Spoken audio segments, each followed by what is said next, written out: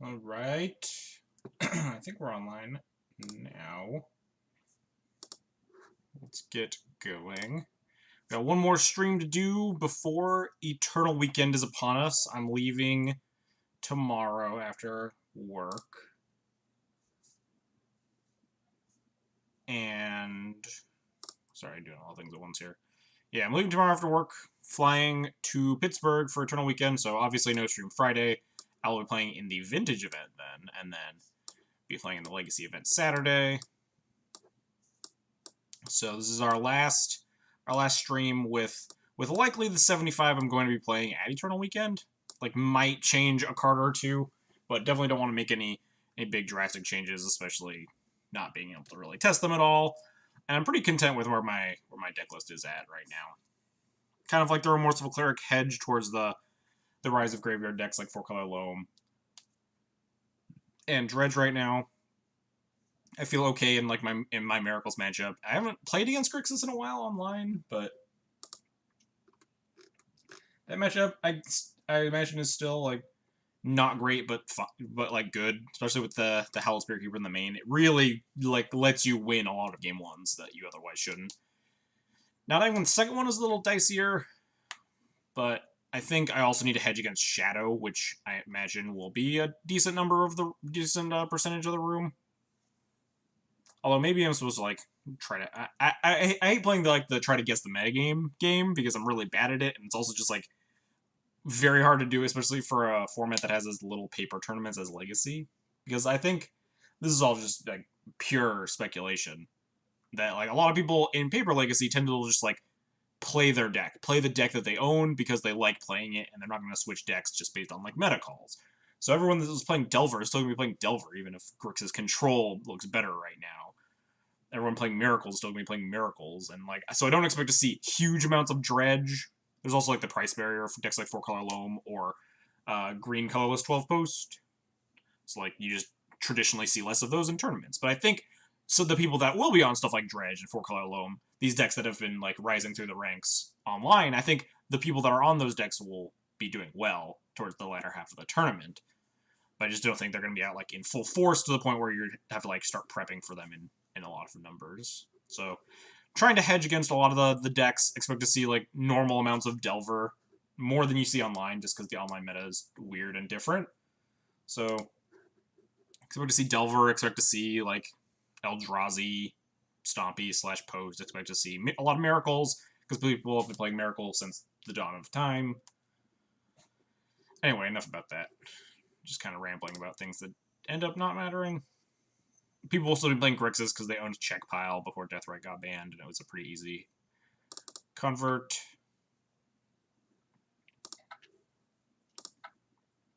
So ultimately, like, I don't think that trying to hedge drastically towards the flavor of the flavor of the week or flavor of the month decks. Because right now, if I look at my stats, it's Miracles and D&T are the top decks, followed by 4-color Loam at 12 matches. D&T and Miracles are at 13, and then Grixis Control is at 11. And I sincerely doubt that there will be as many 4-color Loam players as Grixis Control players at Eternal Weekend. Deck is prohibitively expensive, especially because the Tabernacle in the sideboard is just like is tech that they basically all use now. It's not just like sometimes we can play this card. It's like, yeah, you kind of want and need this card a little bit. So then after Grixis at 11, it goes down to 9, it looks like. Red Black Reanimator's at 9. I would expect to see a fair amount of that. If people have adequately hedged their sideboards towards Dredge, then maybe it won't rise through the ranks as much, but it's a fairly cheap deck if people want to be playing in Legacy tournaments on a semi-budget. Obviously, like, bad lands and stuff are still no joke, but hard to be a budget Legacy deck. Like, the cheapest decks are Death and Taxes, Burn, Red Black Reanimator. I don't even know how much Red Black is right now.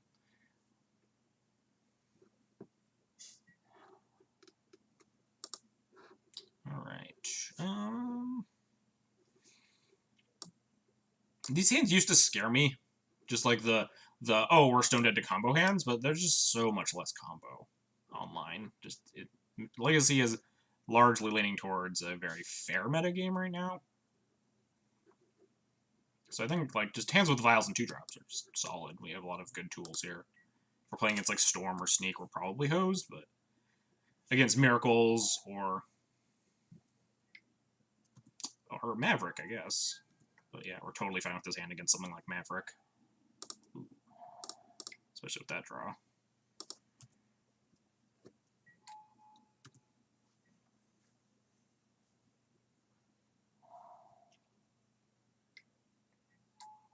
Oh, that's scary. The grab GT. I think I have to Wasteland this turn. Because they can just play and equip GT next turn, and I don't have anything to stop it.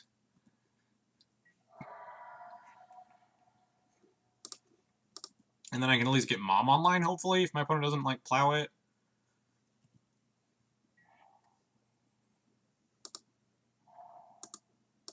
Yeah, I think I just have to Wasteland so I don't just get horribly ranched. Hopefully my opponent doesn't have another land. That would be nice. If they led with Savannah, it would be... more basics is even more annoying. Alright. This is okay, at least. We get a Mom online, which isn't nothing. Go away, McAfee.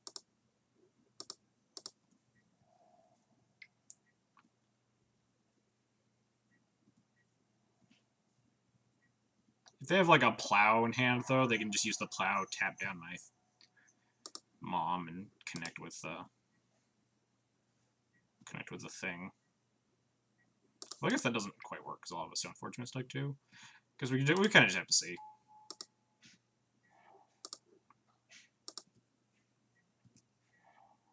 I'm just gonna cast Jita here because I can't really do anything else. Hopefully, if I bridge towards the next turn, we might be able to do something because we'll have Wisps, we'll have equipment. We might be able to eke out of that.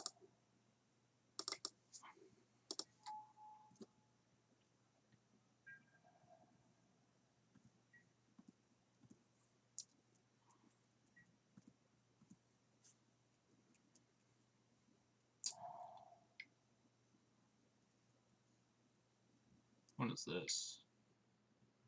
Green Sun for 3? Probably getting Knight of Autumn to shatter my Jite.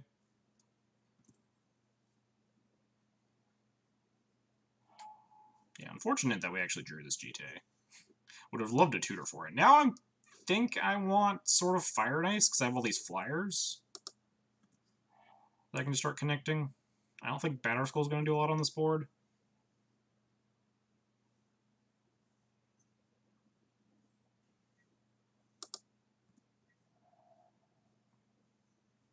Yeah, I don't want to block here.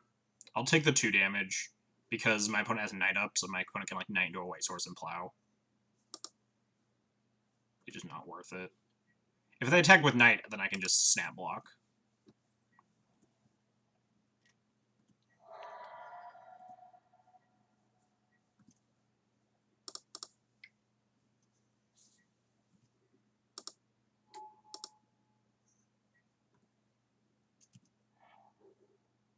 Yeah, I think I just want Sword to try and like race this. My opponent has 3 cards in hand.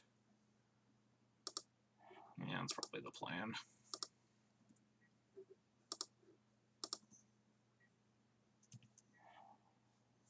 Thalia is not super good.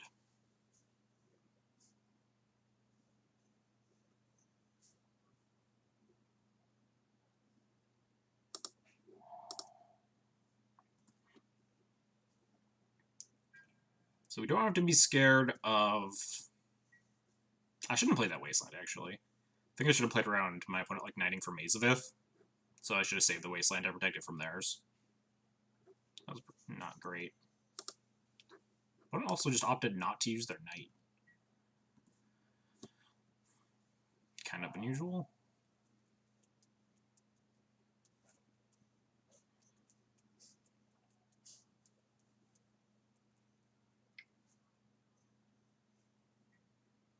Yeah, this is fine.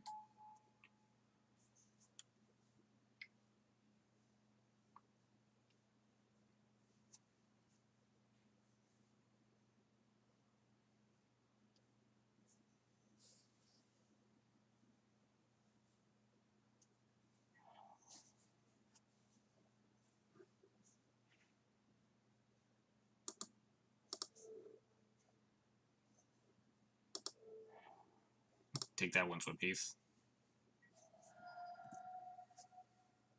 But yeah, definitely should have held on to that. Now I'm a little bit soft. Now I'm pretty soft to like a Mazabeth.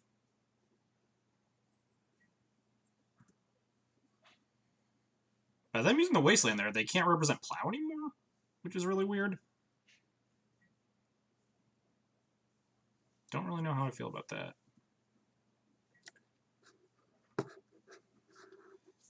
Death and Taxes for the win with a raid party of 55. I don't know why I don't get raid notifications on my screen, but I appreciate the raid. Thank you all for coming, saying a hi.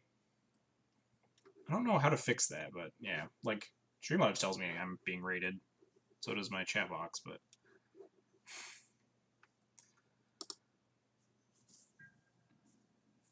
don't tempt me. It's all good. Go ahead, spam to your heart's content. Okay. All right. So just attacking with that, really?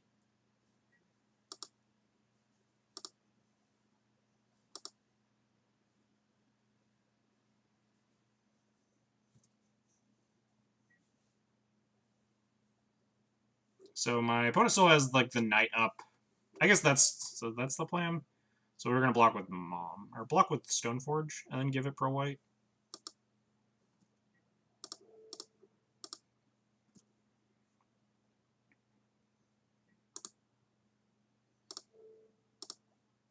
Oh, this is stupid. Fuck. I'm an idiot. Because now I can't flicker my Stoneforge, which I kind of wanted to do.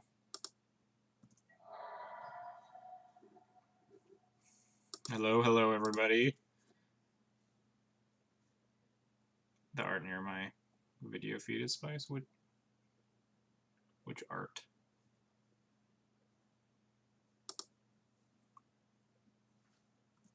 They just don't do anything? Okay. I'm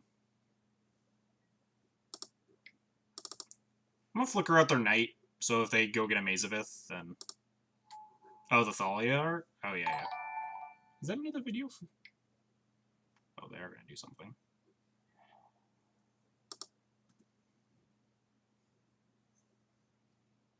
Couldn't flash and flicker and then take the GTA away to take out a Stoneforge. I did, but I wanted to flicker my Stoneforge. I wanted to use the flicker on my Stoneforge, but then I realized that I'm an idiot and gave it pro white. But it looks like I'm going to need to use the flickers to save the Mom, so...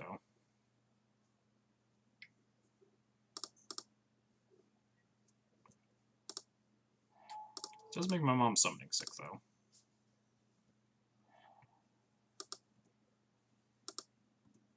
But we have another Mom to stop the GTA from connecting next turn, so not a huge deal.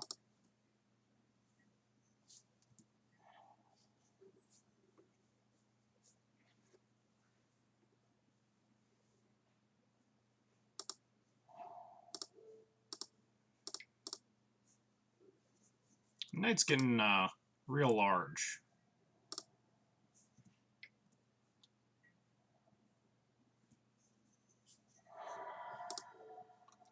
I think I'm going to just kill off their Noble Hierarch.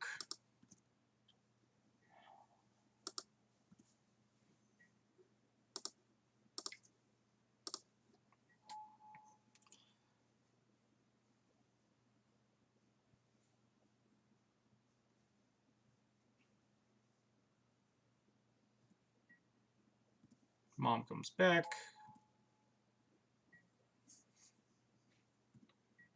So, what's my plan here? They have 2 cards in hand. Almost wanted to... Maybe I should have killed the Stoneforge to make them use 2 mana to re-equip into something.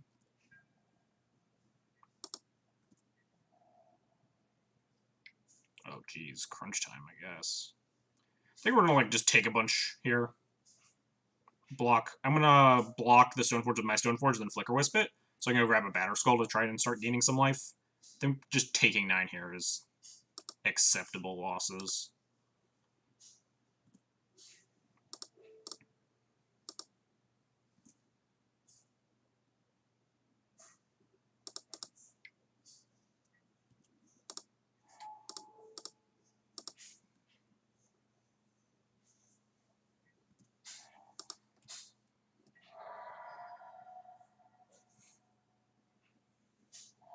If they can't kill my mom, we're in a good spot.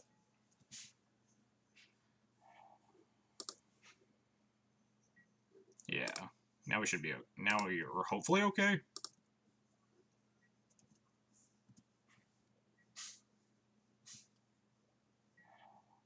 Ooh. Crusader's also a very good draw, so that works out. Yeah, double Flicker Wisp is definitely a beating for my opponent.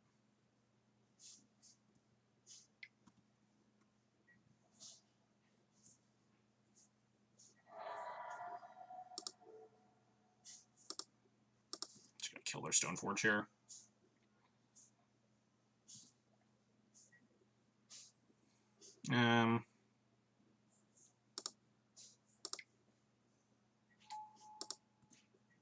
This is game one? Yeah, this is game one. I just started my stream. This is game one, match one, for those of you. Sorry, I didn't expand upon that at the start of this when everybody jumped in.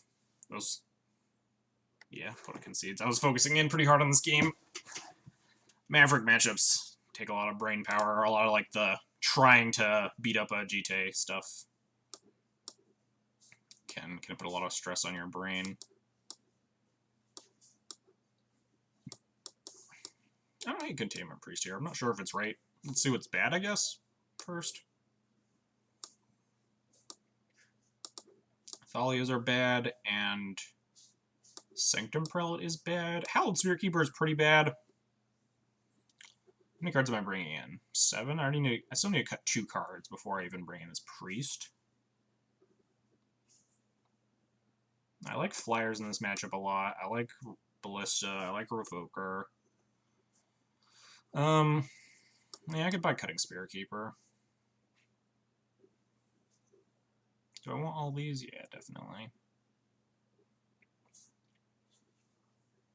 Does anyone know of streamers that stream Legacy Grixis Control? I don't know of any that stream it regularly. It's hard to keep up with some of the Legacy streamers, but whenever I like host people, sometimes I'll see people playing Legacy Grixis Control, and I just use mtgstreams.com to find that sort of stuff. So if you check their site, you can click on, like, they have tabs based that sorts it by format, and apparently I'm the only one streaming Legacy right now, so.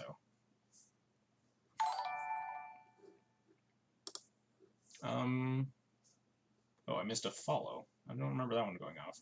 But B Trush and Jazzy5150, thanks for the follows. I appreciate it. So I want all these. What don't I want? I need at least one more card gone, 2 if I want this Containment Priest. So yeah, mtgstreams.com is really sweet, actually. If you're looking for streamers that are playing, specifically Moto, because I know a lot of times if you search Magic the Gathering on Twitch nowadays, you see a lot of arena streams, which is totally fine. I'm nothing against it, but like, if you're looking for specifically like Eternal content, then it's kind of gets bogged down by all this arena stuff going on. So MTG streams help sort that out. Army of Thalia, thanks for the 4-month resubscription. I appreciate your support. Shoot, 30 seconds left. I don't know what to cut.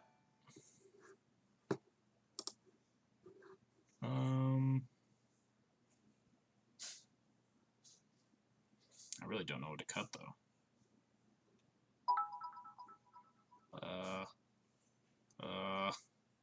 10, I guess. We'll cut Cleric. That looks okay. Cleric's nice as a flyer, but that's about it. I guess it shrinks down. It temporarily shrinks down a night, but eh. I mean, I don't know what the last card is there. A Revoker, a Third Recruiter. Yeah. I don't disagree with any of those. Man, his hand is almost gas. I really hate leading on one-land Vile hands against Maverick, though. They have access to so many, like, disenchant effects against you, so, like, I can just get really punished by this hand. Alternatively, this hand has a lot of, like, insanely good tools, and we're on the draw. This feels really greedy. I could buy any of those arguments. Third Recruiter, Revoker, Spirit Keeper. I'm not sure. Not Spirit Keeper, Cleric. And, Can't Mull 5 keep 7. Thanks for the follow. And Army, thanks for the 3 bits.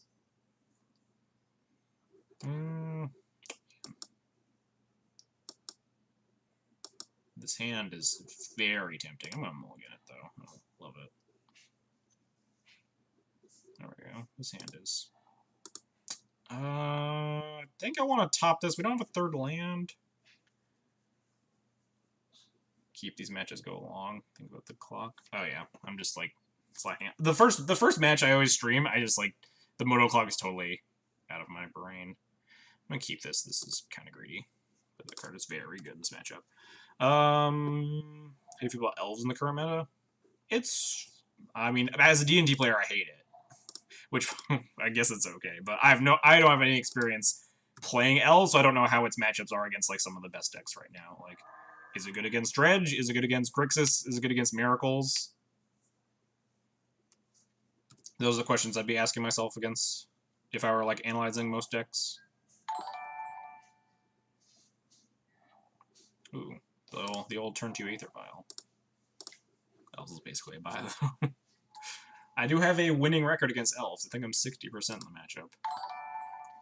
matchup. Billosaurus Rex and Answer Key Gaming. Thanks for the follows. I appreciate it.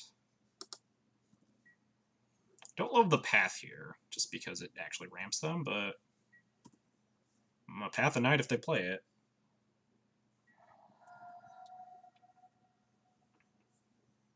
I have Surgical PTSD and Rip Veins. Dredge has been pretty well positioned, if Moto is anything to tell you. I don't know if Orem streams.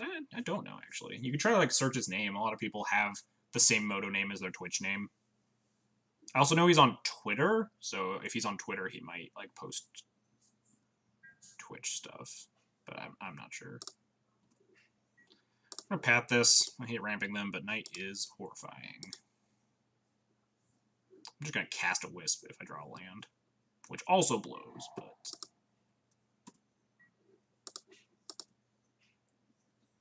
I'd rather cast a Wisp than like draw another 3-drop here. There's a chance I was supposed to keep that 7. Still thinking about it. This is okay.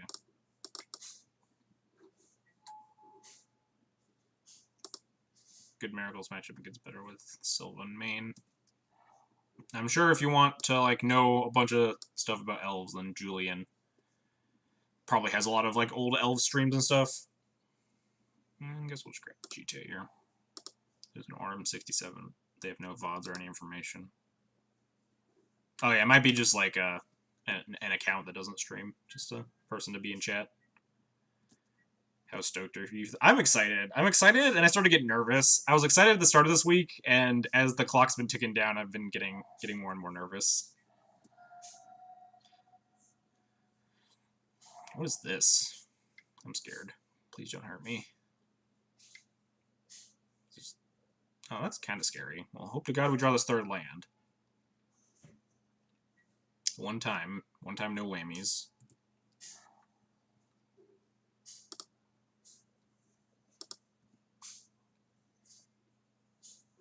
Yeah, Julian streams pretty often. Oh, thank God, we did it. We hit the land drop.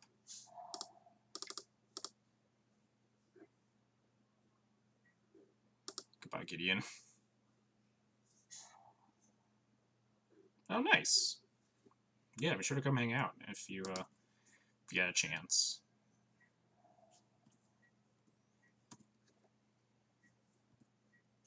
My inner Thalia does not like me playing elves. Believe it or not, I almost built elves instead of Death and Taxes as my, when I was getting into Legacy for the first time. Because I really liked, like, green ramp decks.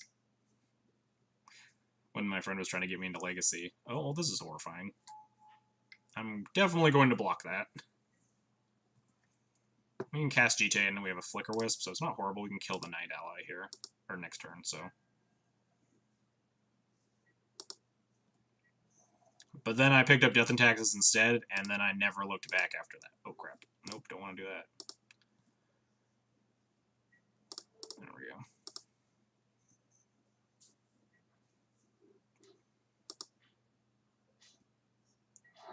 One of those would have been a better financial decision. Yeah, investing in Cradles in, like, 2013 would have been pretty good. instead of investing in Rashad ports. Oh, that's mean. And we only need 2 mana for this GT, so not a huge deal.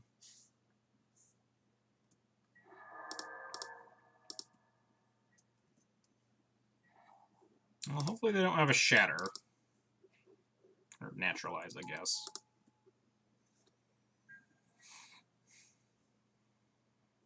Yeah, Green Ramp was just, I don't know what it is about it, but I really liked it. I built like a mono green deck in Standard during Innistrad RTR Standard.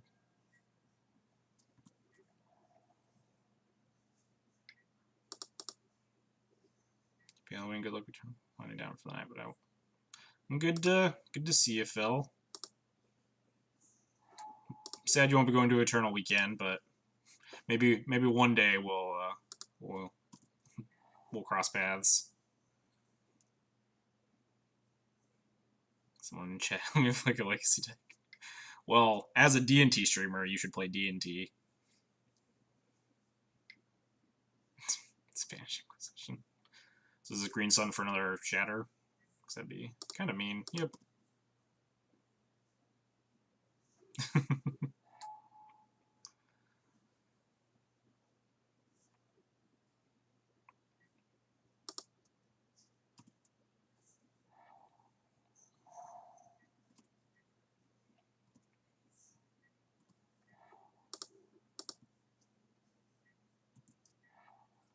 The perfect draw, my 5-drop.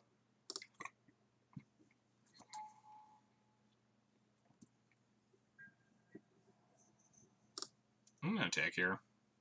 Need to get in the clock eventually. I think I'm just flickering this sword. I don't know if I'm blocking the Knight of Autumn. I'm inclined to say no, because I'll have Mother of Runes online next turn.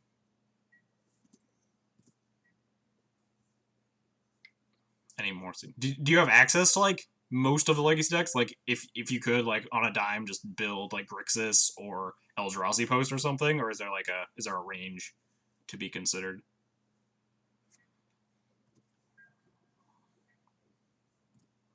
Look at the Sophie. Yeah, my plan is to look at the Sophie, take the hit. Okay, we're talking online specifically, then. Opponent is very mad that I have Double Flicker Wisp again. Just let this one connect. Oh, not MTG. Oh, so you play, like, literally free, like, X-Mage and stuff? Okay, then yeah, then you literally have access to everything.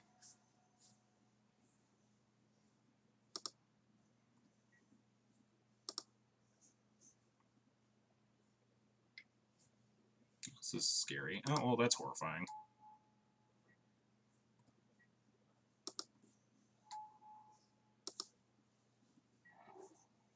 Let's draw a third Flicker Wisp, please.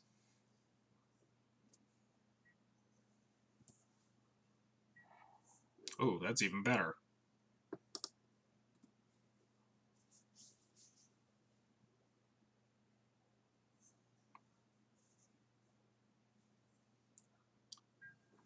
This is 2 Wisp is just so frustrating. Definitely not untrue, especially with Vial. Flicker Wisp on Aether Vial is pretty obnoxious.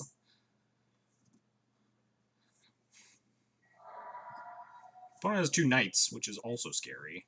Dealt with the first one, but I don't think opponent's going to be too happy about my Mirren Crusader either. Dried Arbor, sure.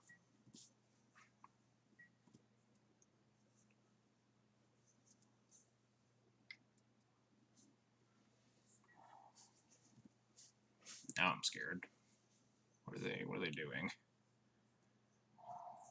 2 moths is mathematically more than 0 moths, I agree. Yeah, they're just cycling. They're trying to find more stuff to do. Oh man, opponent going off.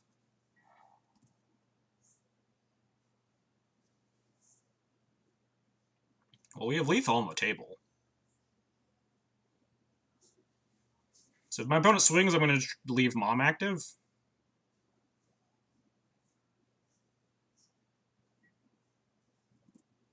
Yeah, opponent is just dead here. Unless they have, like, Scrib Sprite. No, we can still beat it with Mom activation. Oh, no, we can't, because we can't get both our Flickers unblockable. But they should be pretty dead.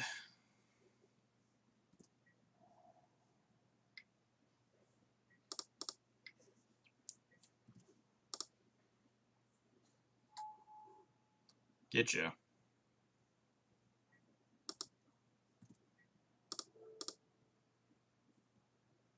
Opponent concedes. We did it. 2-0'd. Good old Maverick.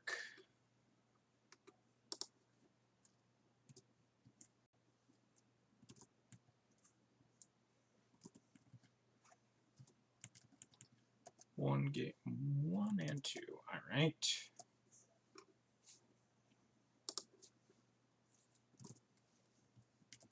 All right. Anyway, let's go into round 2.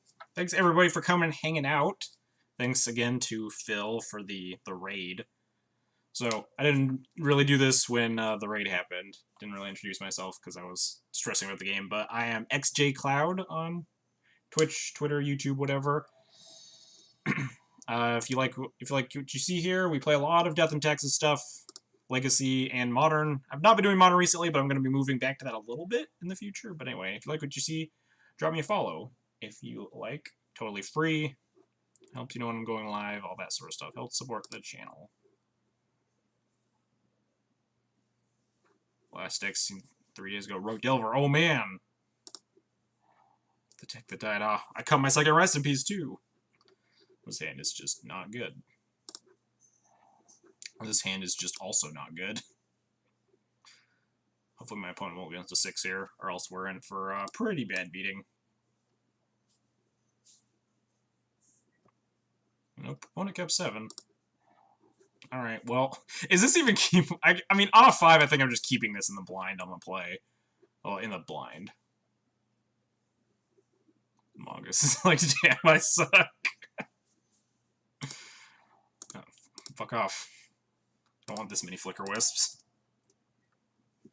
This hand is just like stone cold garbage, but I don't think I'm going to 4 here when we have some castable spells on like 1 more land drop. And by castable, I mean dazable, if my opponent is on Rug Delver. Yeah, Mongoose is really good against Lightning Bolt and Swords of Plowshares, not as good against Gurmag Angler and Baleful Strix.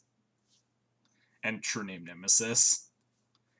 Yeah, these Flicker Wisps just want to hang out. They're just buddies, I guess.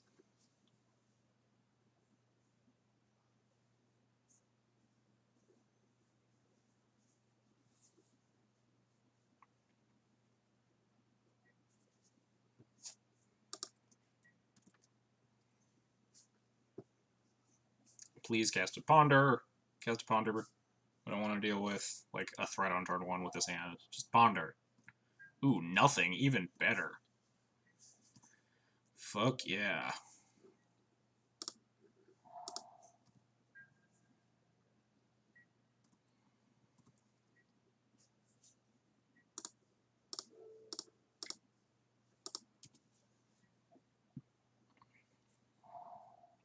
I was hoping that that wouldn't happen. Oh, never mind. We're good. Now we're just back to turn 2, except I played a Plains this time.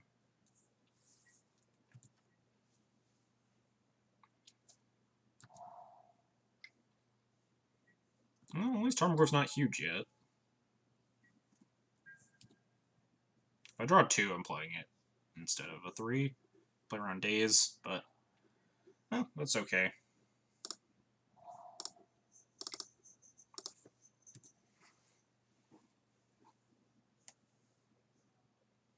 I didn't want to just like spend my whole turn making this Goyf a 3/4 and then getting it like having it punch me.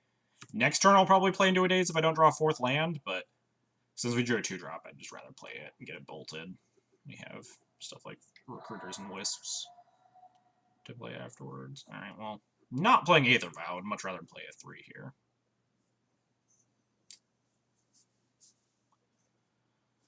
Can I recruit anything of relevance? I could get, like, Mirren Crusader to try to mitigate this and hope they don't have more bolts. Sanctum probably not great right now. I could just play Wisp, and then plan on Wisping again next turn, Wisping my Wisp to fog it. I think I'm just going to play Recruiter, though. We're at 17, so we have a couple turns to do something. Later, Army. See you in like 26 hours or something like that. Will not pay 1 for days.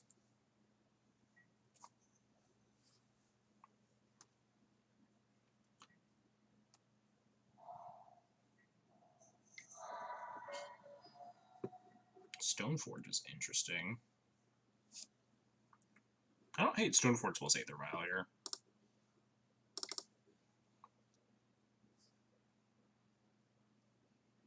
Grixis Delver, Grixis Control. I think Grixis Control is better positioned right now, but if you want to like learn a deck, then I think Grixis Control is just much better right now. But depending on your playstyle, Grixis Delver is also a perfectly fine deck.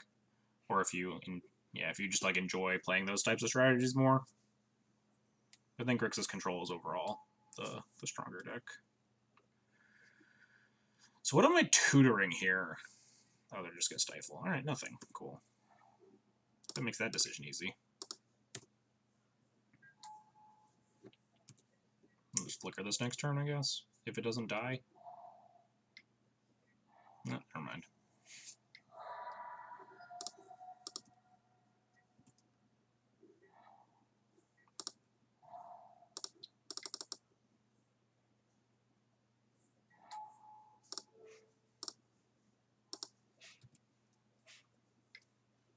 Stop having Lightning Bolt, please. It's almost all of them.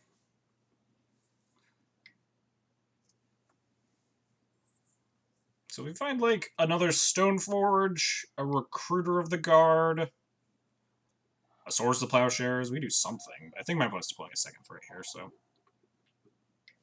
Oh, nope.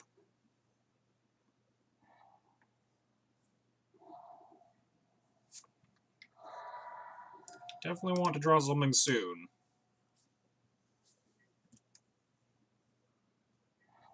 Ooh, that's pretty good.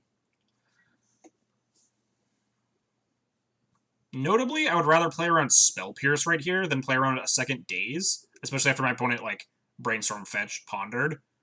So, like, their Daze won't be as live. I mean, I guess their Spell Pierce would have been shuffled away too, but I really need this Plow to resolve. This Flicker Wisp is secondary, and I might not even play it if this Plow resolves. They could have just have, like, Force Blue card. But, I mean, I just kind of have to try this.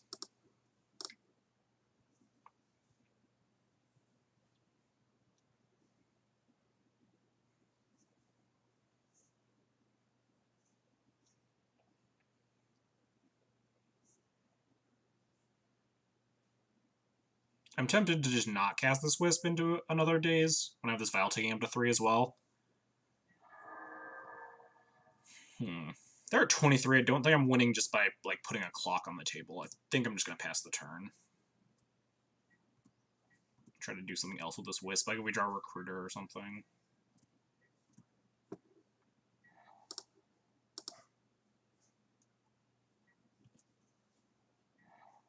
Oh, that's not bad.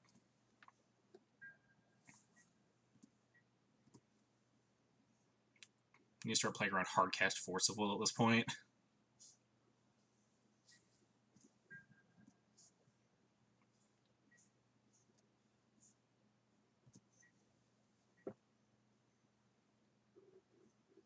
Alright, I think I'm going to make a clock here.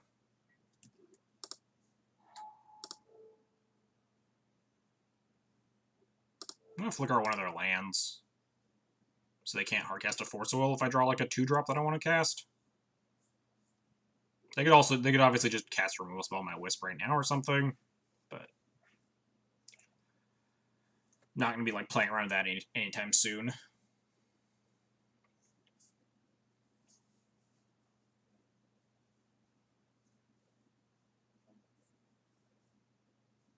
Does he have nothing? The opponent has 4 cards in hand, so I imagine that they are like lands, removal spells, and this is like the only and counter spells, right? Like Spell Pierce, Stifle, yeah, Fourth Bolt, sure. Spell Pierce, Stifle, Daze, Force, more lands to brainstorm away.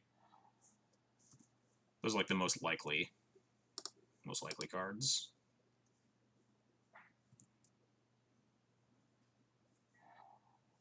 That's not great. I'm also not going to play this Caracas. opponent can just wasteland it. I'd rather save it to like try to cast a Batter Skull if I randomly draw it. So as long as the next threat they find isn't Mongoose, we're insulated against that too.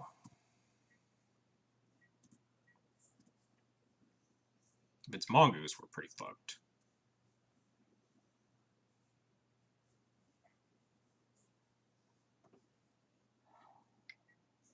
Fuck. Time to draw Mirror Crusader. My opponent's out of bolts, right?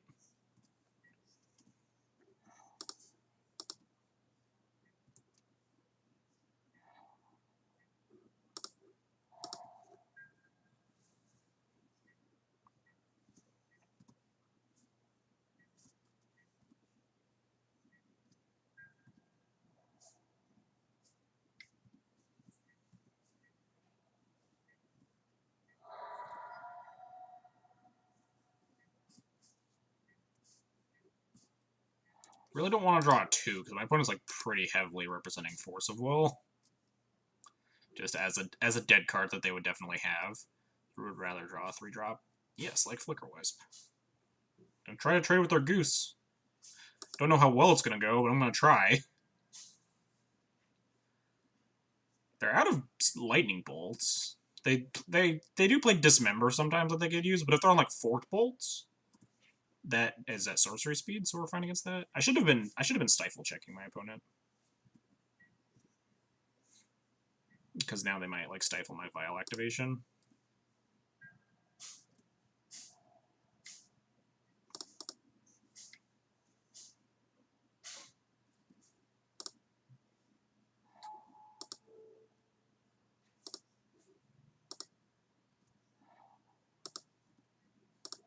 Hey, we did it. Well, we haven't done it yet, but I think...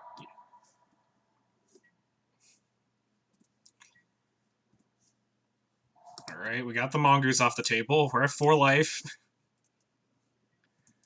We're doing it. Not a good draw. I'm going to play it to, like, bait a Wasteland activation. Perfect.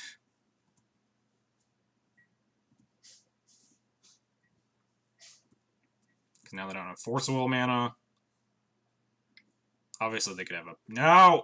Stop having Mongoose!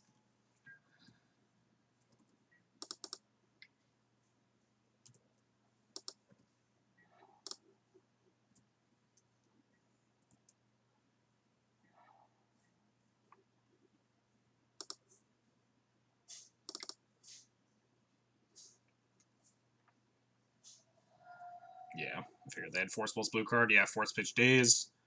Cards that we definitely figured were in the opponent's hand. I don't want the Goose is too loose. I can't handle it.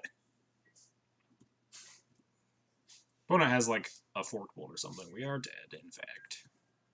Not that we can do anything about it.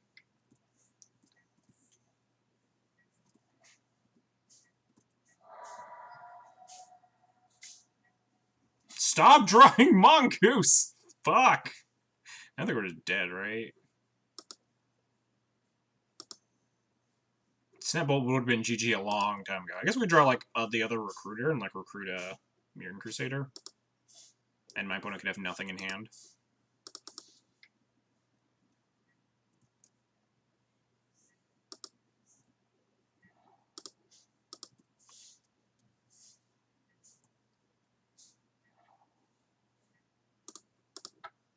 Well, we tried pretty hard for that mull to 5. My opponent needed to draw like 2 Mongoose and Quad Bolt to give me the business there.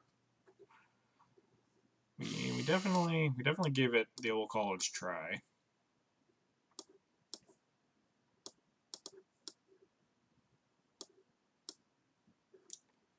Alright, cards I love, cards I don't love. Don't love Jailer. Spirit Keeper is weirdly okay, really bad with Rip, but if Rip resolves, I think we're just fine with a 3-2 Vigilance. Revokers are obviously the actual worst. Bring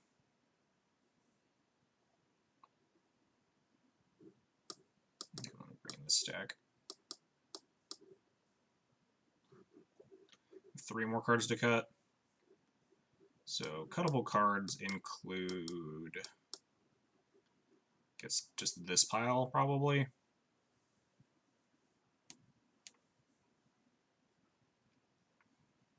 I don't love Sanctum Prelate in this matchup. Typically because it cuts you off of like your plows and your paths. Thoughts on depths in the current meta? Probably good against Grixis, right? Don't know how it is against Miracles. Probably takes a lot of finagling. As a Death and Taxes player, I would love to play against depths. Love to play against Turbo Depths with Death and Taxes, but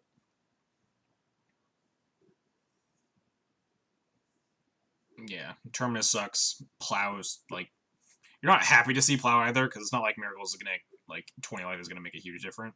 But yeah, Depths is fine. A lot of Legacy decks are, like, fine right now. I think we're gonna cut the Recruiters, they're just really slow. Prelate. Something like that. Happy with 2 Cataclysms and 2 Gideons. Yeah, I really like Cataclysm, especially right now.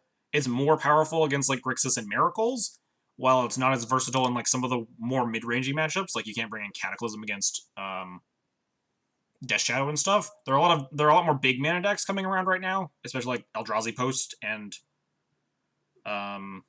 the Green Post decks that are starting to pop up more, and Cataclysm is, like, your only avenue to reasonable victory against a lot of the Post decks.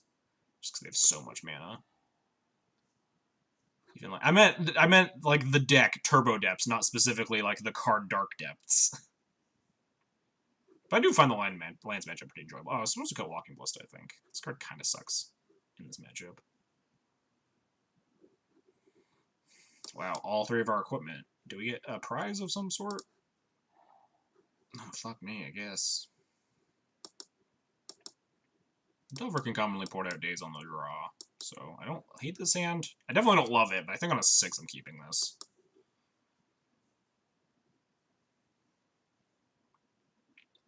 Maybe like turn 2 port again.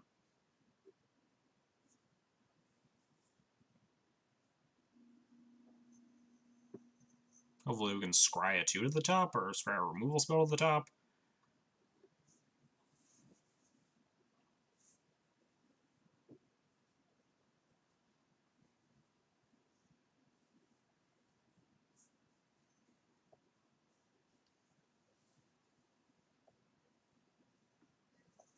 Alright, opponent finally kept 7. What? These flicker ones just always come in pairs. 4 games straight now. I don't think I want this. I desperately want to find a 1 or 2 drop.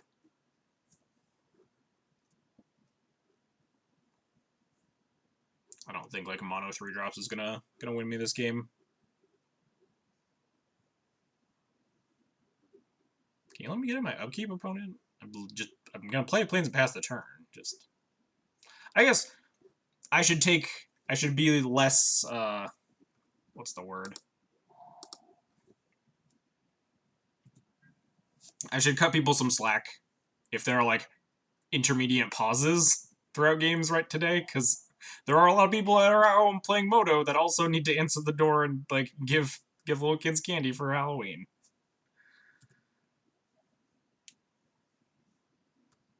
So if people are briefly pausing, I should definitely cut them some slack. Usually I get kind of annoyed when people are just like pausing for inexplicable reasons. Like opponent tanking on a mole, then keeping 7, and then like tanking in my upkeep. But opponent could easily just be going into the door and handing out some candy. That or they're busy doing other things, but whatevs. This ponder shuffles. And no, I'm just porting regardless.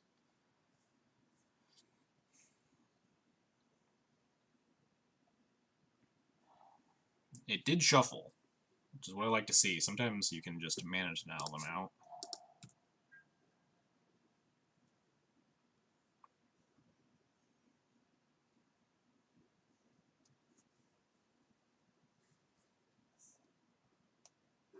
Mothgang, indeed. Flickerwisps just always come in pairs, I guess. Today, at least. Maybe because it's Halloween. Flickerwisp is like the second spookiest creature in D&T, after Hallowed Spirit Keeper.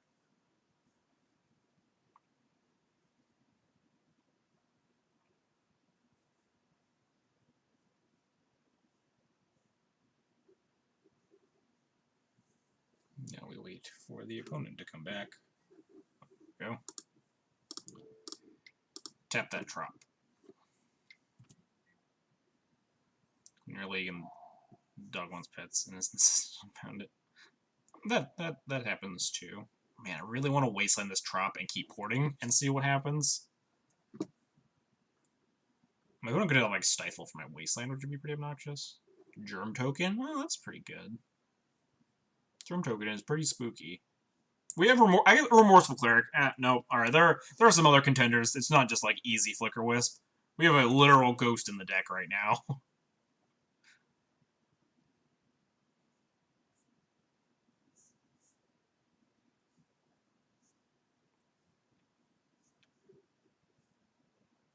I don't love Wasteland. I don't love casting a 3-drop either, but like Wastelanding isn't gonna get me closer to playing around Days.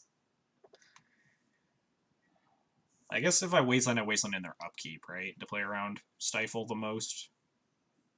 I'm drawing mono lands. I think the best bet is to try to stall them on mana.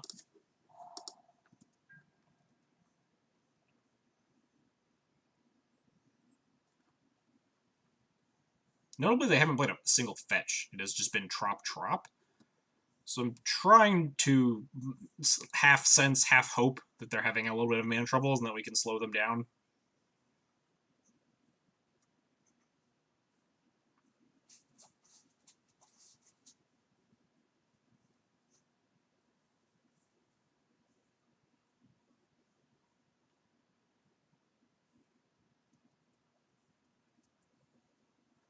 So upkeep, I'm just going to Wasteland and Rishadenport.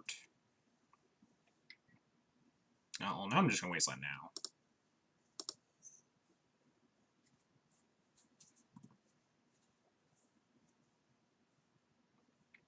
I was going to Wasteland an upkeep to play around a Stifle, so they have less mana open during their turn, but might as well not let them have the access to the mana now. Hoping they're Brainstorm locked is my current plan. Oh man, they're never Brainstorm locked.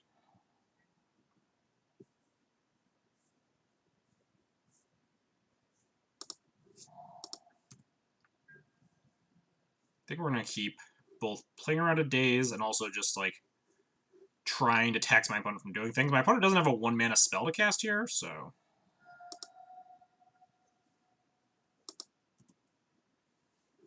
if we can take them off of like an extra mana, fetching another trop. So that's all my opponent's trops in play right now.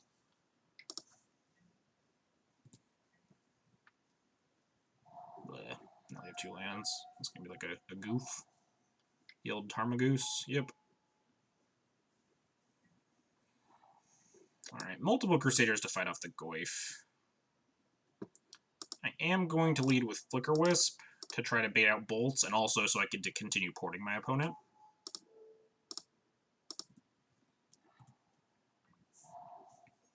I'm also going to keep porting a trop, even though they only have 1 red source, because I think if they have a bolt, they're just going to, like, bolt this Flicker Wisp pretty easy. So if I port the Volk, they just in response bolt the Wisp, and I've taken them off of essentially no mana that they were planning on using this turn.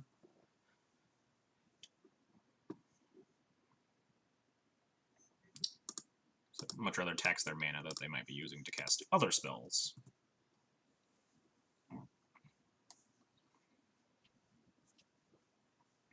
We're going to hope the Crusader buddies are enough to fend off this Goyf. I'm finally going to Wasteland my Rishadenport. Bolt my Wisp, yep. That was to be expected.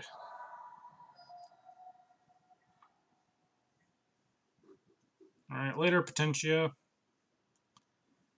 going to play Caracas, in case my opponent has like another Wasteland.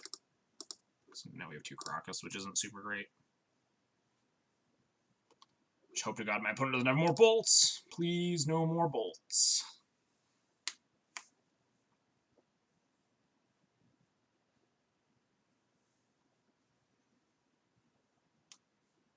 But we need Crusader to fight off this Tarmogoyf. Force Pitch Daze. Alright, so they do have Daze in, even on the draw. There's a chance that my opponent just has like worse cards in this matchup. spell pierces. Some people value dazes more than stifles. Well, that's also horrifying.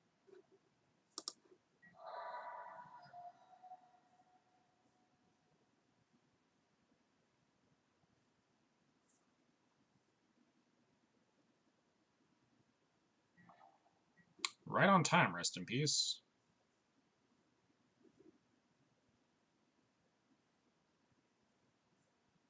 I think we still have to play it.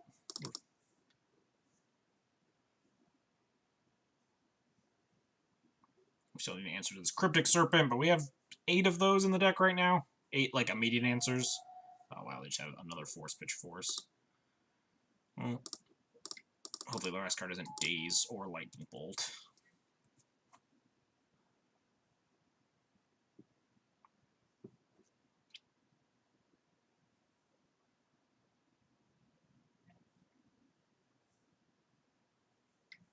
Yeah, well, we tried.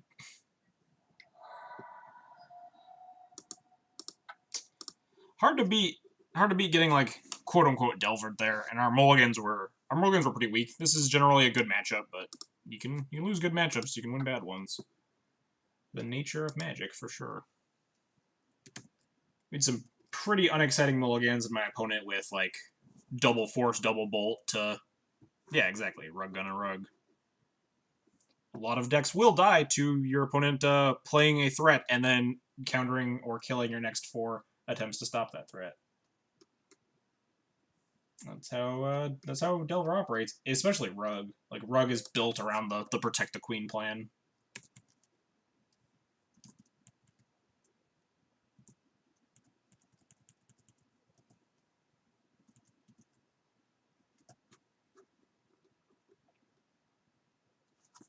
We did have some okay. I mean, like the mulligans were not great. Our draws were also not great. I guess I kept like 4 lands and ended up with 5, 6, 7 or something. So we only drew 3. And we drew another Crusader, a Rest in Peace, some other stuff. I forget.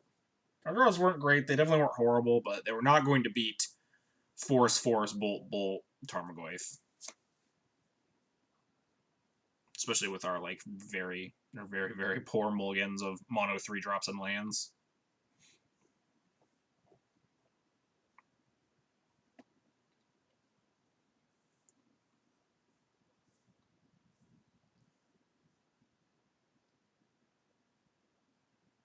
I think I'm supposed to cut out Ballista and leave in like a Recruiter in that matchup.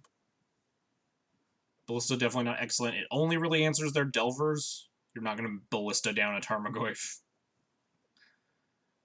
And it actually makes the Goyf bigger if it ever dies. So, probably a pretty easy cut. Bring back in like 1 Recruiter. Have 1 Recruiter and the Hallowed Spearkeeper and stuff.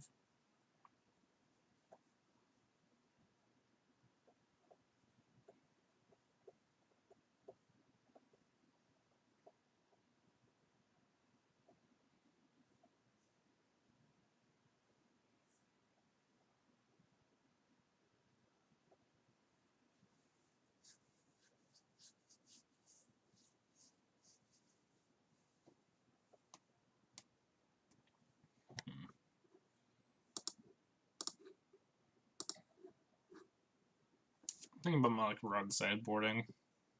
Because that's just like a matchup that my brain has not processed in a while, so sometimes you kind of need to update your own sideboard concepts. Even to matchups you've played like a million times. So yeah, 1, 2, 3, 4, 5, 6. Easy 6 cards. We cut what? Jailer. Recruiter, Prelate, Revoker. Okay, that's what we did last time. So yeah, I could buy just cutting the Ballista and keeping a Recruiter. Recruiter's not great because it's slow, but sometimes that matchup like gets very weird and ground out, so sometimes you can just... Finding a Recruiter and being able to redeploy a bunch of stuff, recruiting into Wisps or stuff late game can definitely be helpful. I think that sideboard plan is slightly better. Oof. Can I draw like some 7s? Some good 7s. This is not a good 7. Yeah, at least this hand has a curve and lands and spells. It's not just land, triple 3-drop, which I probably would have kept on 6. Oh, man. This card could either be good, very good, or very bad. What am I looking for with this Scry? We have lands, we have a curve. What would I want to be drawing in the coming turns? There's just like more threats, right? I don't hate Ballista. Ballista's good against a lot of the decks in the format right now. Top it. Not 100% sure on that one. Hard to analyze Scries. Ash Moses, thank you for the follow. I appreciate it. I forget if I said thank you to Billosaurus Rex, but if I did not, thank you. Thank you for the follow as well. That name. I remember saying Answer Key Gaming, and Billosaurus Rex came quickly after that, but I don't remember if I said that one. Basic Island Pass. Hoping not combo. I'm hoping... I'm never hoping miracles, but with this hand I would rather it be miracles than a combo deck. Either way, I think I'm just going to play Stoneforge. If it doesn't get countered, we're going to grab Sword of Fire and Ice. Good against most of the basic Island Go decks. Force Pitch Snap, right? So almost assuredly miracles now. His list, whose entries are randomized. I chose RNG to choose the number of the entry when I got randomized. That's what you got. I hope you got Death and Taxes. That's what you should... Assuming that you're using this list to determine your deck.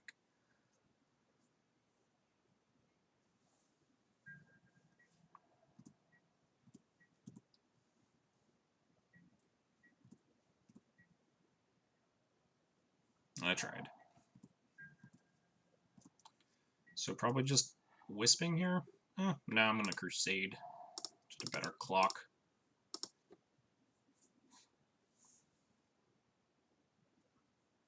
Choosing entries that did well in the last 2 challenges. Oh yeah, so definitely not Death and Taxes. Doesn't Texas had 0 in either of those top 32s, I think?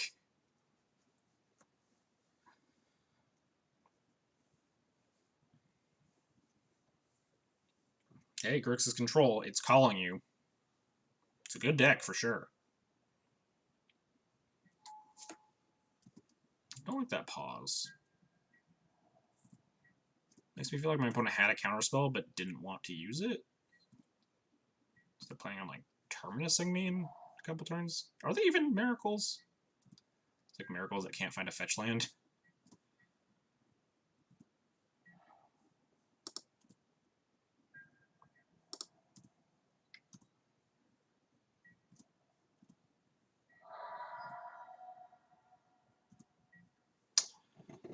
Typically here, I wouldn't want to commit more to the board, but my opponent literally cannot Terminus me next turn, so I'm just down for slamming a Ballista on 2. My opponent counters it, it's whatever. If they don't counter it, we get them.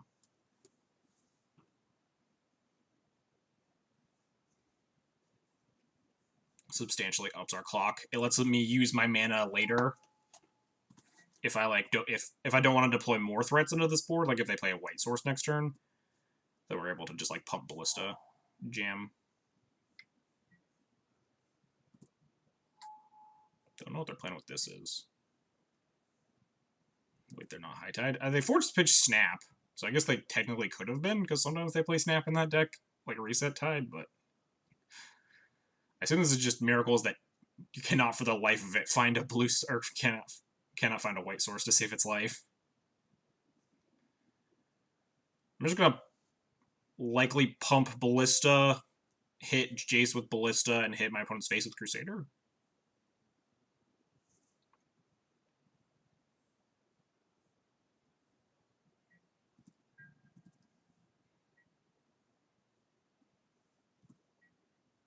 So I assume my opponent has set up... They have found a white source, and now Terminus is the second card from the top of their deck. Actually, I don't hate deploying Mystic instead. Normally, my opponent could also have, like, Brainstorm plus white source to actually Terminus me next turn. But I don't hate... I'm missing out on, like, 2 points of damage here by playing Stoneforge, but it lets me go find just Sword of Fire and Ice right now. Is Food Chain an acceptable option? Food Chains, like, have not seen heads or tails of recently. Remember to tab my basics, because back to basics is a thing.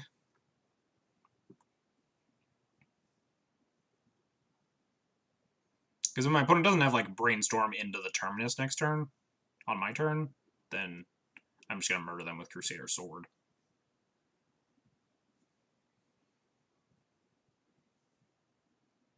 And if they do, we have a... It's not great, because we only have one threat and a sword, and they probably have plows in hand. I'm just going to force this, sure.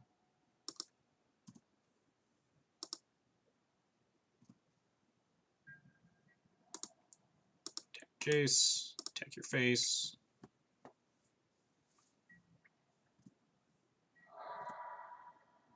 Yeah, they would have had to have found exactly White Sword's Brainstorm and have the Terminus on the top, or on the second from the top now. Okay, predict, sure. So that means they can't have set up Terminus, because they're about to see all of their Brainstormed cards.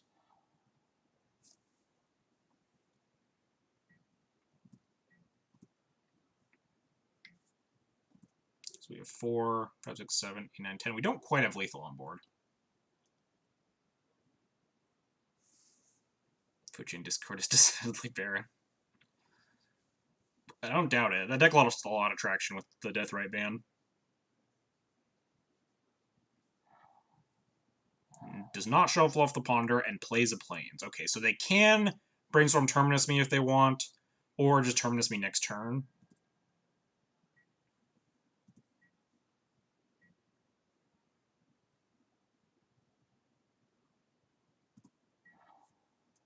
Aether Vial's not actually a horrible draw. Tempted to tag with Mom, but probably not correct.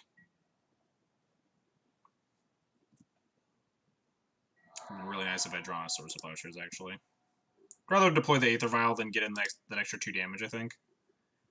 6 versus 4 isn't that big of a difference.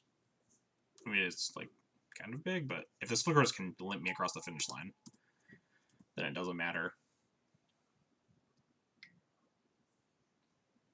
Yeah. Yeah, this is going to be Terminus. I'm kind of surprised they just wasted the Brainstorm here, though. I mean, not casting any creatures here, they could have just, like, naturally miracled it, right? Oh, wow. Okay, maybe they're using the Brainstorm to set up the Terminus now? I don't know. Maybe they don't have it. We can dream. No, they have it.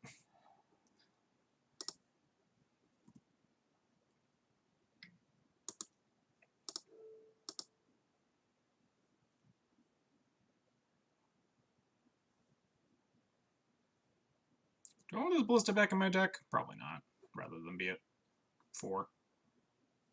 I guess that the damage did matter, right? Because there's the difference between 4 and 2, not 6 and 4. I wasn't thinking about that. Do you think, like, developing this vial is probably pretty tangibly relevant, though? If I draw a Recruiter, I'm not recruiting for Ballista. I have just way better things to recruit for. I'm just hoping to God they don't have Jace to follow this up. Fuck.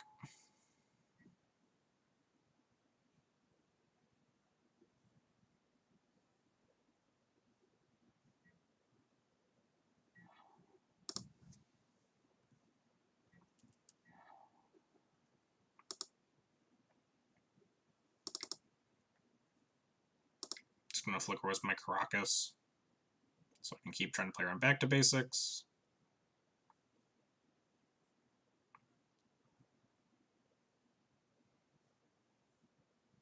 Six in a 22-player event. Clearly solid results.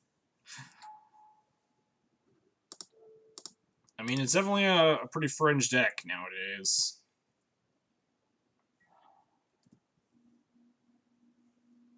Deathrite ban hurt real bad.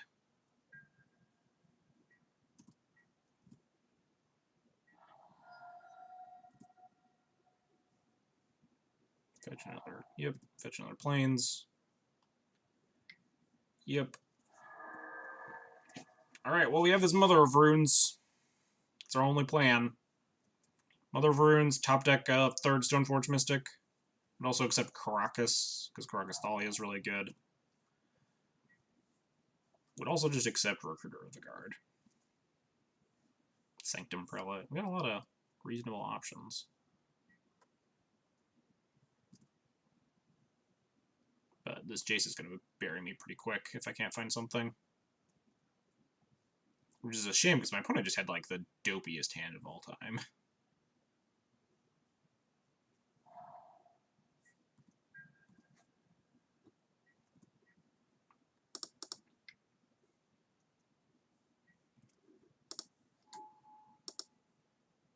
Rude.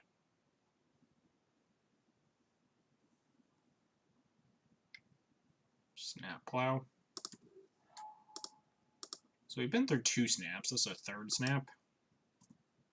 Only their first plow, though.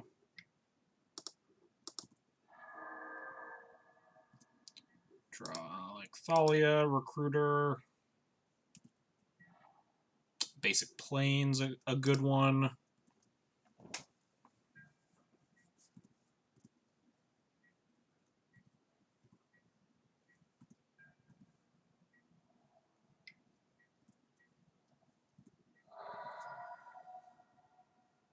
One should probably start. I guess they shouldn't start face sealing yet. They don't have like enough good cards in hand, I imagine. With only 3, they definitely want to like try to brainstorm into more stuff to make sure that I can't sneak in these last points of damage.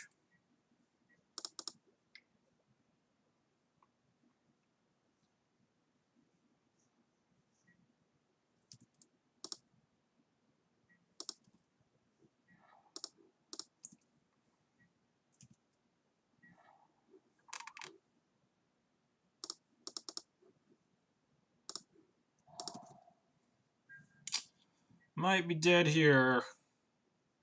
This brick is pretty bad.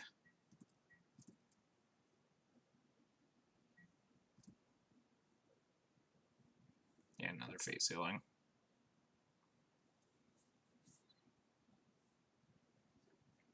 Which means they're pretty confident in whatever their hand is. It's probably like some more plows. That's basically all they need.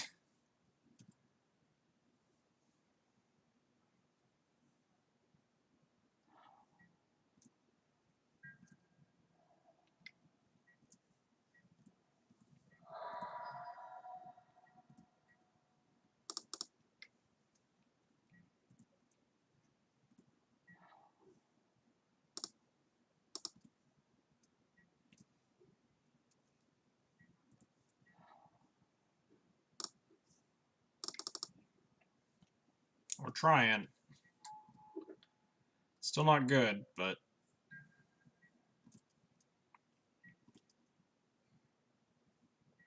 if we find Sanctum Prelate, we might be able to do something. But my opponent fate sealing me every turn makes it much harder for that to happen. Valen Sanctum Prelate to make him into plow equip with sword can sneak across the finish line.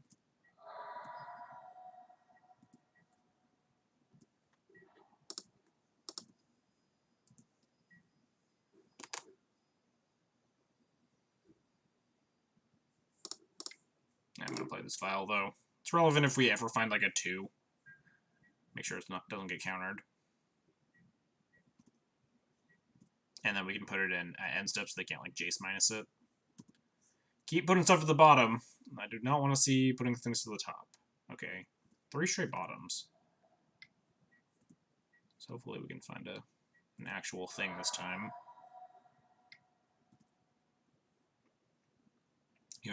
Even then, we still need a very specific set of things to win this game. I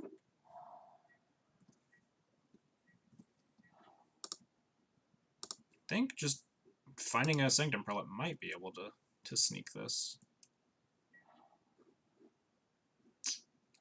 Definitely not finding more land. We have like, what, 1 more turn to find it? We need them to plus and bottom again.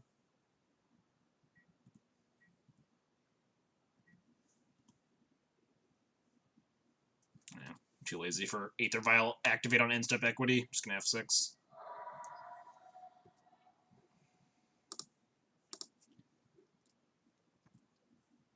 What'd they do with the... Oh, they put on tops, and now we're just dead.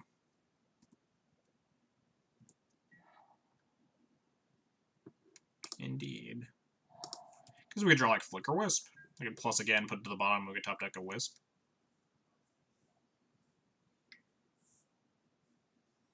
Fujin always looked like a blast play. Fujin does look like a pretty sweet deck. Or, I guess, did. It's also the plan to force my opponent to fetch 2 more times.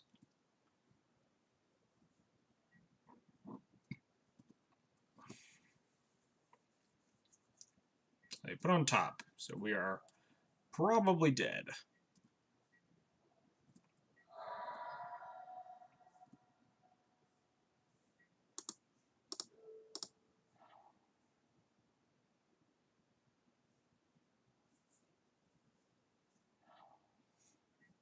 Wasteland to see if they react to Instinct. I mean, it doesn't matter, because they're at 2, not 1, but I was way ahead of you on that one, Darkview.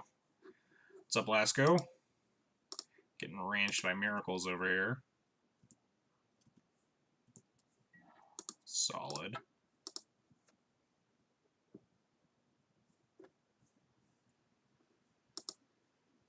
I did actually beat a Miracles player once. I think it was on stream, too, where they were at 1 life for, like, just a really long time, and they were just putting me in the ground with, like, Jace Brainstorms and, like, Snapcasters and Plows and stuff and all that. And then they, like, instinctively, after they've Jace Brainstormed, they just cracked a fetch and died instantly. COP is on what I'm playing tomorrow night. It's a good deck, definitely.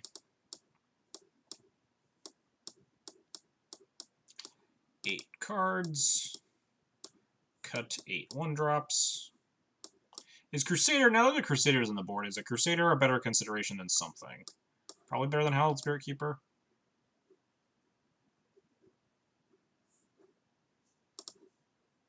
First Proxy Legacy turn. It's exciting. Let me know how it goes. I mean, eventually. I'm not going to be streaming again until, like, Monday, but...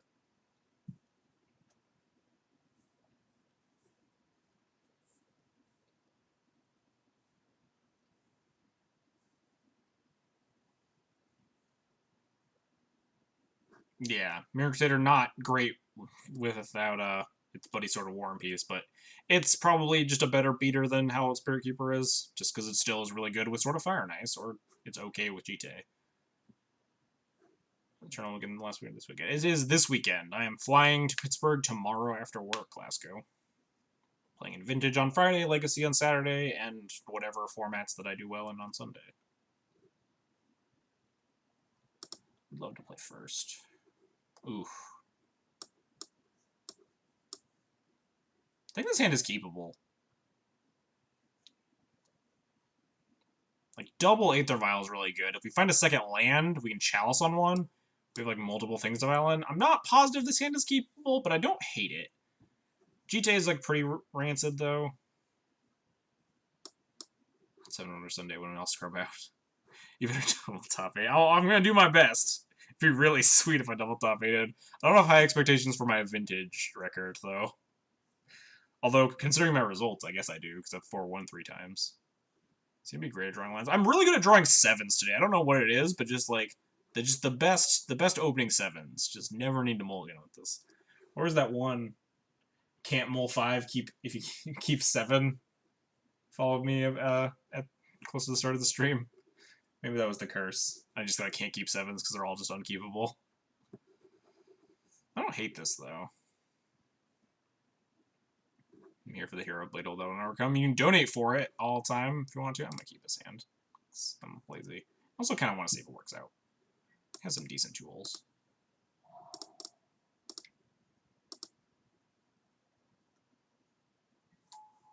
If you want to donate for a Hero of Blade Hold Death and Taxes stream, I'm all for it all the time.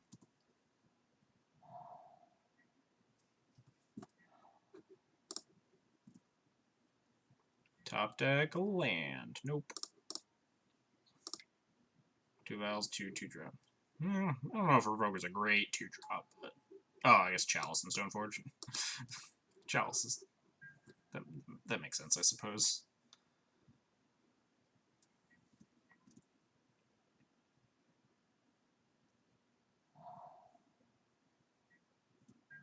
Oh yeah, if they just EE me, we're just...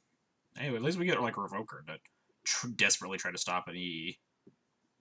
Spring check, converting Texas, what?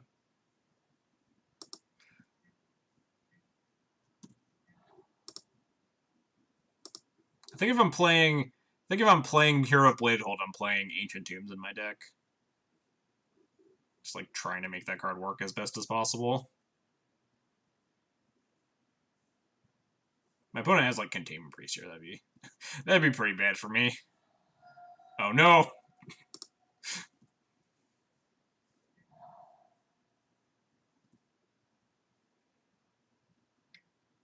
Oh, just disenchant, thank God. Oh, Hero Legendary. Yeah, weirdly enough, Hero Bladehold just way better card if it's legendary. You could Caracas it. It'd be gas. Land! Nope. I don't think I'm supposed to wasteland their Tundra as much as I really want to, because we need second land more than they need their upteenth land. I'll even if Hero Bladehold were legendary, I don't know if I would play it over. Like, shall I? Yes, I agree with the assessment of not wasting Tundra. If they miss a land drop, I'll consider it.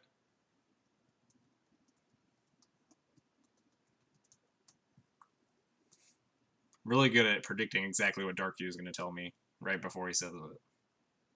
Just nail it every time.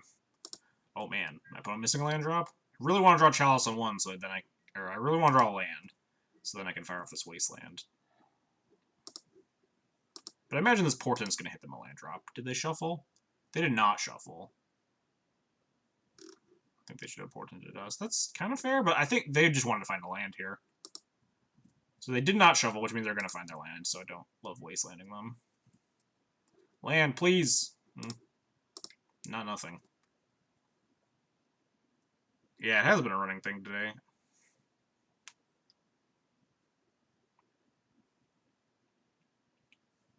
Kind of weird. It's not the worst thing that's ever happened. Especially because they pitched a Spell Snare. Which means that these Chalices can resolve better. I guess pitching Spell Snare is pretty reasonable if your opponent's never going to find land number 2, though. Oh wow, they don't have another land? Wait, when did they shuffle them? Or maybe they're just like brainstorming. They drew the fetch for turn and they're just like casting a brainstorm before they play the fetch land. That would make the most sense. Yeah.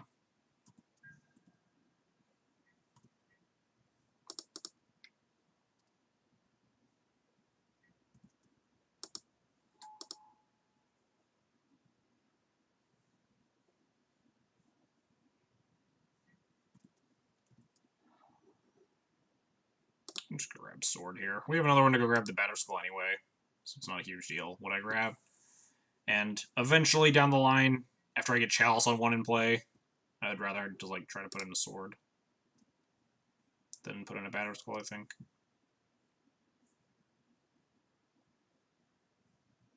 We're not going to take up this file for very obvious reasons. You'd think in 4 draw steps we would statistically be likely to find a land, but you would be incorrect in that assessment.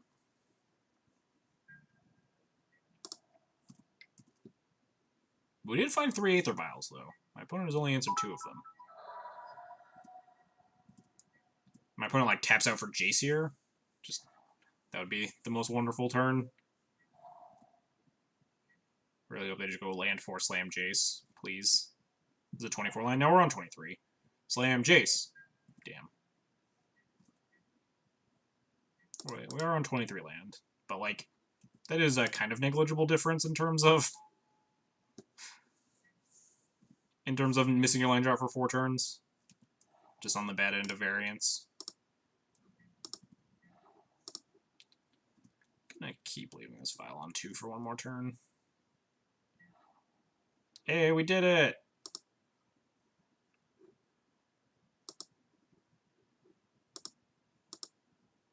Not a white source, so these Stone Forges are still pretty worthless, so I'm still just gonna keep sending them into battle.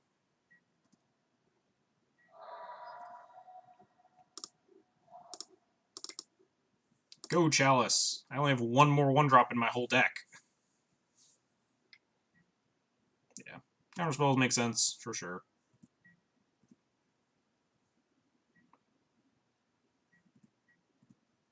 If we draw a 3rd land, we can even wasteland them off of their, like, only white source. Well, maybe they don't have Swords to Plowshares. But I feel like they definitely do with the way they've played this turn.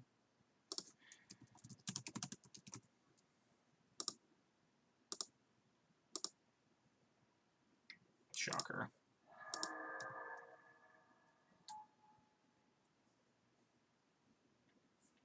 And Flicker Wisp this Jace out of play. So we don't have to, like, they don't get to use it next turn. I'm gonna take this Vial up to 3 now.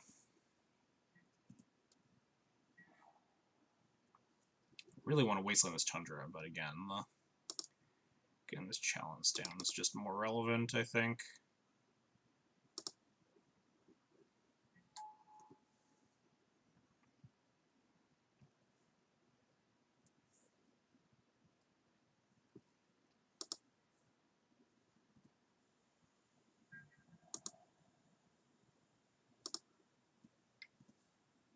So I'm going to Flicker Wisp this Jace out on their draw step to play around, like, Terminus here.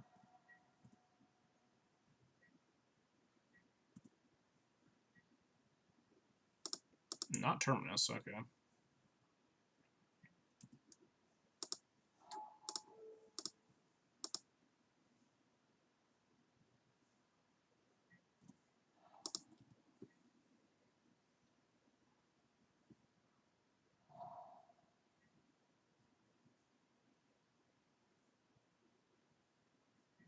So this hopefully means that I can take the Jace off the board.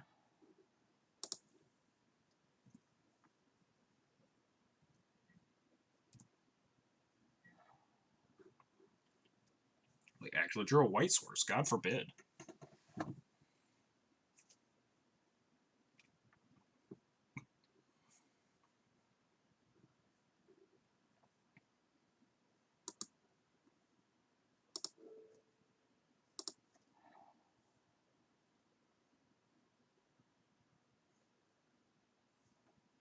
Just want to see if they use their white mana here. Just gonna go to combat. I'll attack with 1 Stoneforge.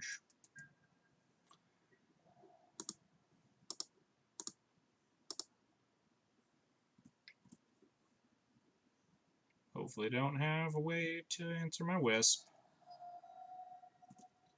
Would be pretty bummed if they do. What instant speed way would they have to kill it? Yep, that's not how Swords of Plowshares works.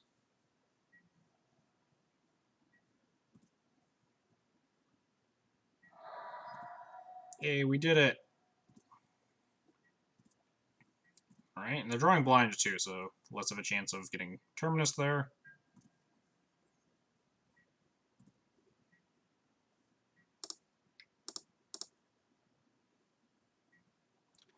Seven, 8, 9.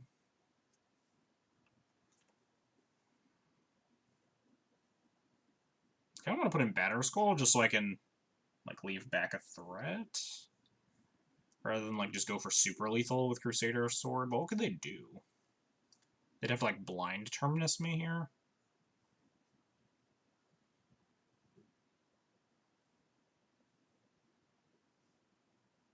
Sword plus Equip makes it so that I'm just, like, stuck with a bunch of garbage in my hand if I put in Crusader. I could just not put in Crusader Sword Equip to Wisp. That's only 5, 6, 7, 8. 8 damage, 9 damage still. They're at 10.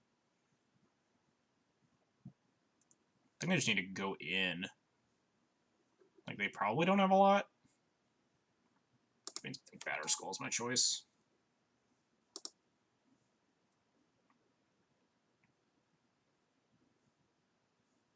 But yeah, we're just gonna, like, go all in. Put in Mirror Crusader too, I think.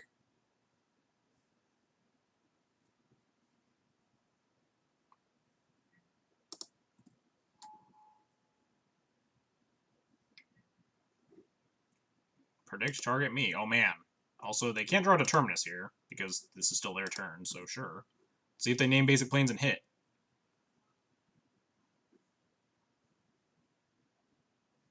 Waiting for it. They named Plains, they hit Caracas. Alright. And then they concede. Sweet. But you couldn't even terminus me there. You wanted to wait till like my upkeep to do that, opponent. But we managed to win that game somehow. So that works. Definitely not a game that I thought I was going to win for many, many turns. The second Chalice definitely helped out. I imagine that shut down a lot of their hand. And we are just going to run it back.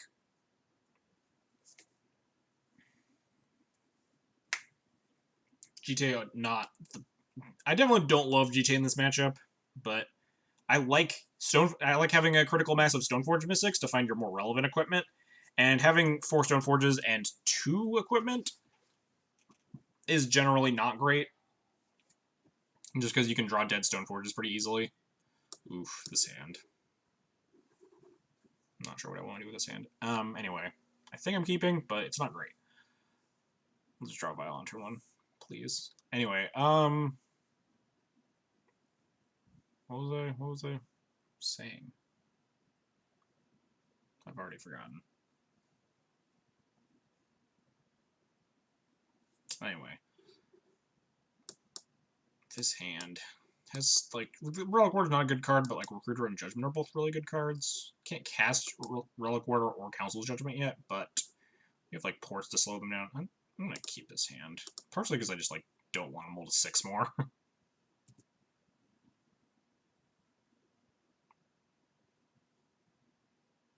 Was I talking about the Chalice negating their whole hand? No, I think that was... whatever.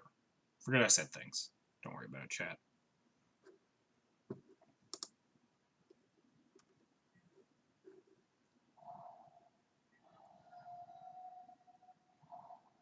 Top deck, Aether Vial time.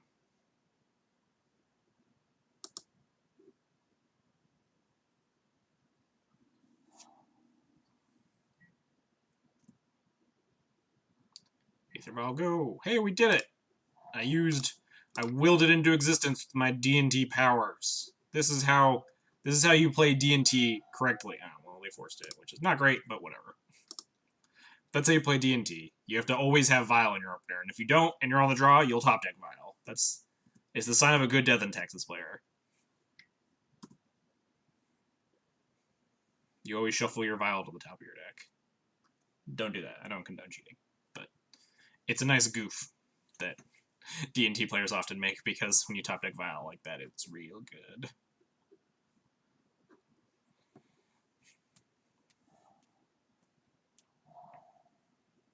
We have Wasteland if this Polluted Delta needs to find a white source. But I'm just going to port and pass. Yeah, just much better than developing GTA here.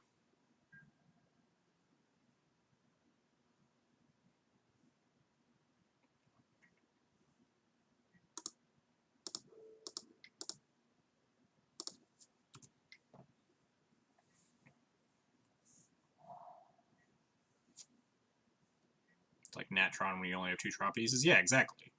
Very, very similar circumstances.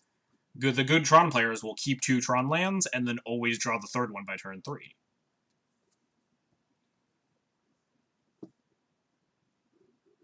Do I want to deploy a thing, or do I want to keep porting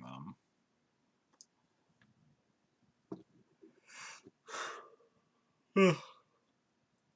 I think I want to keep porting them.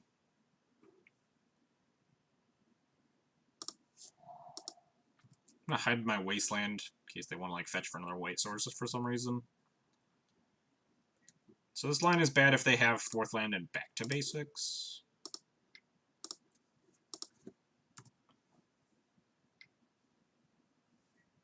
Oh, that's fine. Well, I guess they have the Polluted Delta here, so they can just fetch and upkeep. I don't like make their brainstorm that much worse.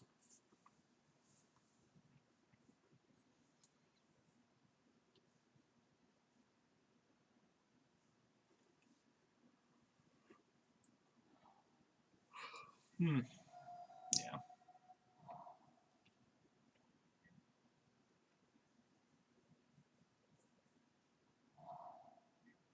Double Plains.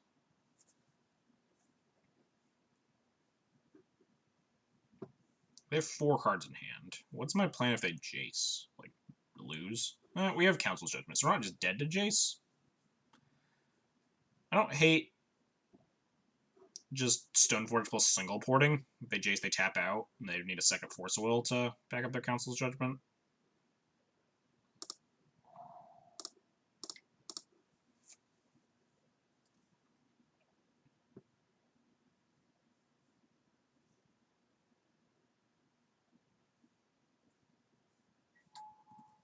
Just gonna grab sort of Fire and Ice here. We have a pretty decent stock of more creatures.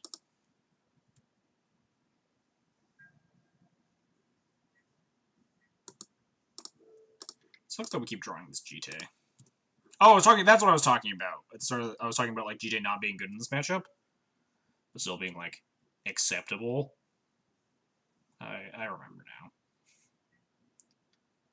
Basically, GJ sucks to draw, but the third Stoneforge sucks to draw as well when you only have 2 equipment in your deck. So sort of War and Peace just not worth the slot at the moment. I think so, mainly because whereas Miracles was like the big premier control deck in the past, Grixis has risen up to be alongside it, and War and Peace is just miserable against Grixis control. So you'd rather, if you want to hedge against the grindy decks, you just want a slot that isn't sort of War and Peace. It's just like something better, like a Gideon or a Cataclysm in those matchups.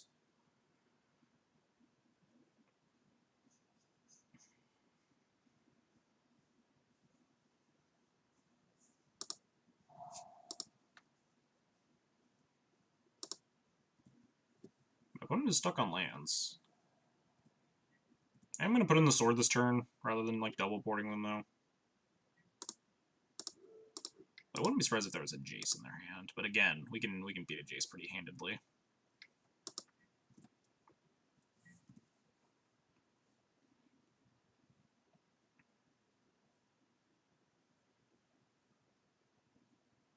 And then in the following turn, we can just... Ooh, triple basic planes. Blue-white in your paper meta. Yeah, definitely. Tune sideboards to paper metas for sure. If you're not like grinding on MTG or going to big events, definitely tune sideboards to paper metas.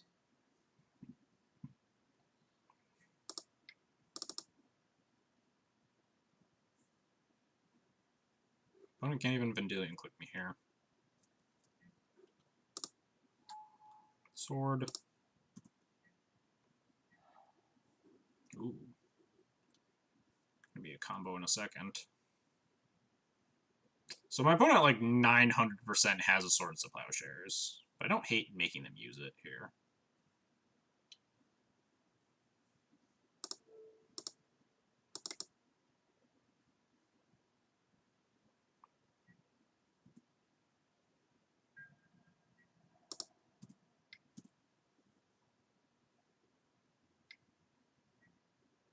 I suppose Disenchant works too. Now we need to keep clocking them at least. Or quote-unquote clocking them. But we can take them off of blue mana completely, which is very strong.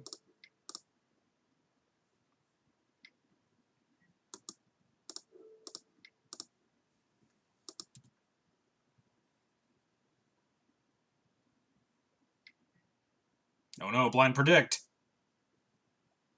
Will I get punished for the second time lifetime record? Oh, no, they flipped Wasteland.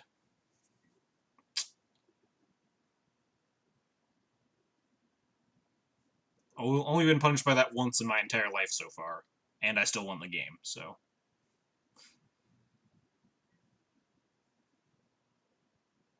Draw another land. Yes, that means I can deploy a 3-drop and still double port, which is great. Probably just going to be Crusader to get my beatdowns on, rather than, like, I don't really need to recruit for stuff right now.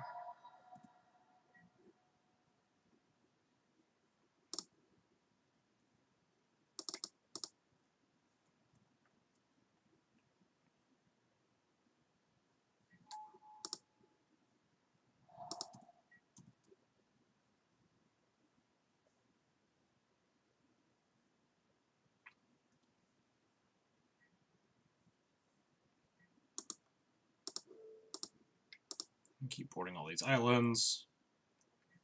From my opponent from casting like blue sorcery speed cantrips, Jaces. and the like. Be down for like 5 a turn. If they have a plow, they have not cast a single plow yet, so would not be surprised if this Crusader is not long for this world. We're gonna just like a recruiter up something. I was gonna like stop playing lands at a point. I don't know what that point is, but I think that point's about now. Just being able to double port and deploy threats is fine, but I need to like start holding back some land in case I find Cataclysm. It's nice to see the back to basics mana face being punishing. Yes, exactly. Alright, let's attack first.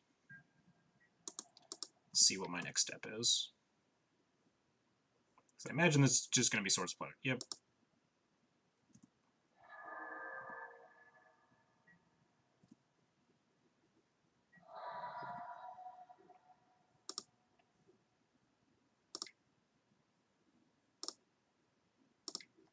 Let's recruit something.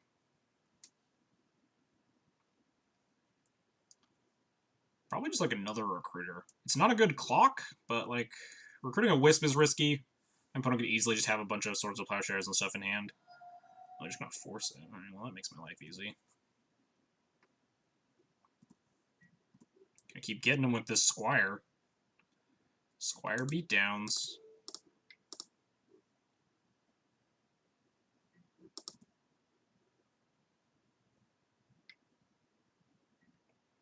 You gonna snap predict? Oh man.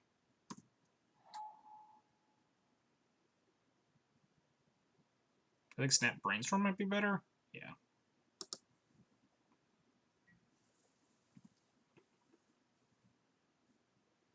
Snap also blocks my... Oh, whoops. No, I'll port a... I was supposed to port that island. Port a Plains now that I went to their draw step. I figured they were just going to cast it immediately, but it kind of makes sense that they would rather cast it on a main phase. Could have forced them to cast it in upkeep, though. But now, since they're going to cast it regardless, just port an island. Or port a Plains. Yeah, they're 100% to fire off the Brainstorm.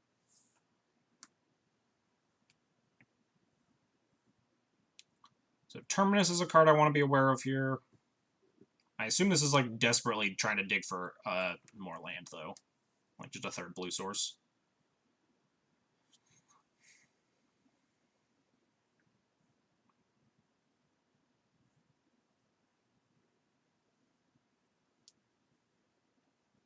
Man is very not strong, though. I think I'm just gonna like prel it on 1. They do hit the land drop. I'm gonna attack with Stoneforge to try to see if they want to trade. Oh, never mind. We're gonna do none of the things I just said. We have 4, 5, 6. So we have 7 mana, right? 7. So we have 1, 2, 3, 4. No, we need 4 mana to port. So yeah, we're just gonna put in Batterskull plus port twice.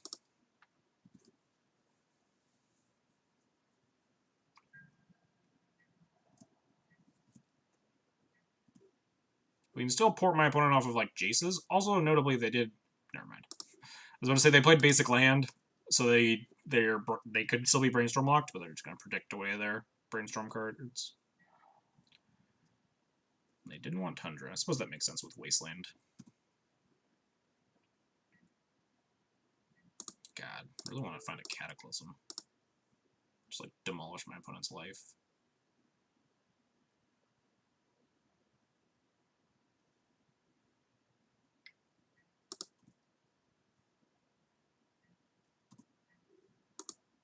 If your opponent floats mana, I generally like to just move to their draw step to port the other land. Don't like giving them the availability to cast like free 2-drops. Just completely nullify you activating your Rashad ports.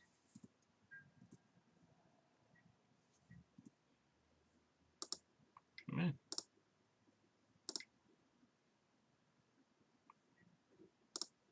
Go Batterskull. Could easily get like Snap Disenchanted or something. Or just second Disenchanted.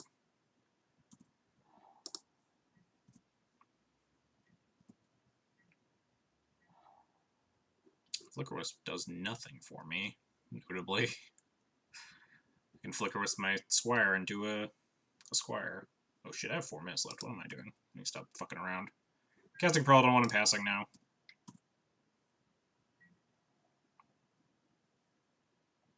I assume there's going to be a block, yeah.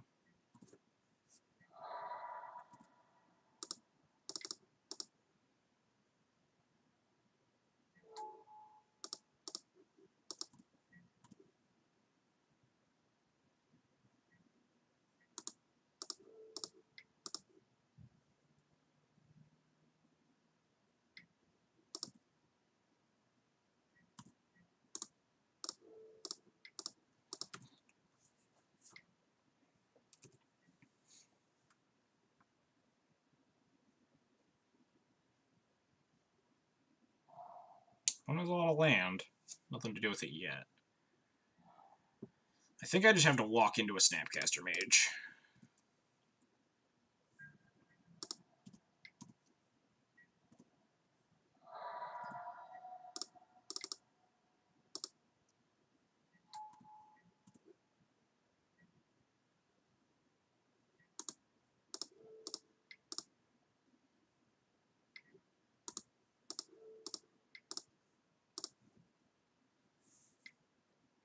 Can't have 6 anymore. It's going to protect my Thalia.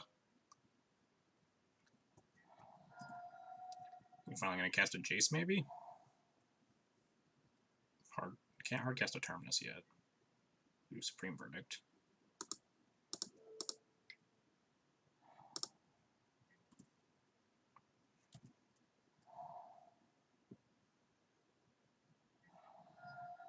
They have a 2-drop to play? Oh, Ponder.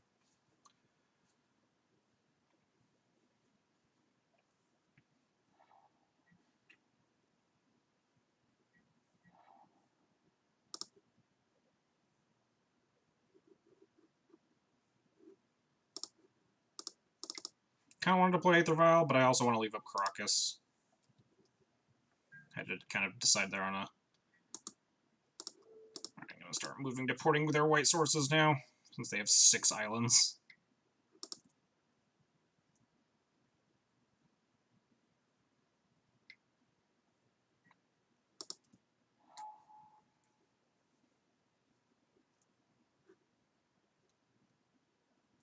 Gonna plow my Thalia.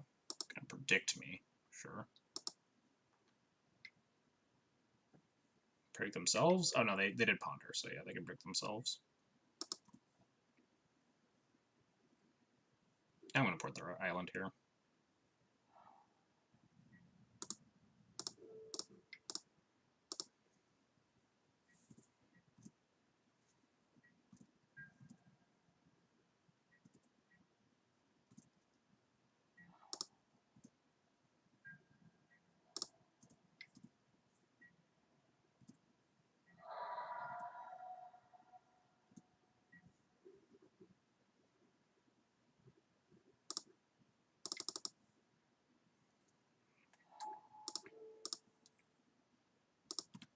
Just want to keep adding to the board without, like, endangering myself to just hardcast, like, Terminus or Snap Verdict or something.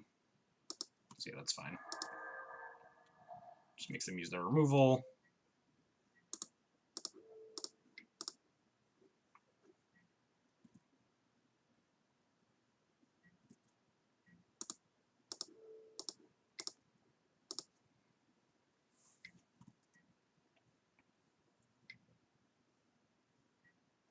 We need them to just, like, not have a counter spell for this Council's Judgment.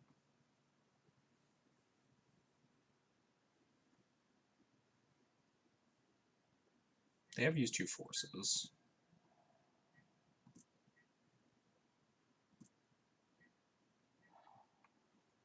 Mm.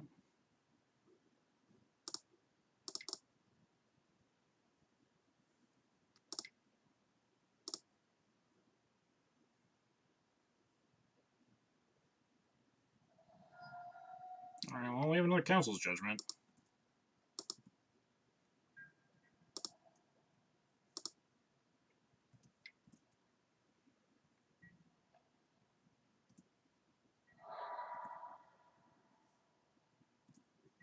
I think the time for porting was probably over, like, last turn.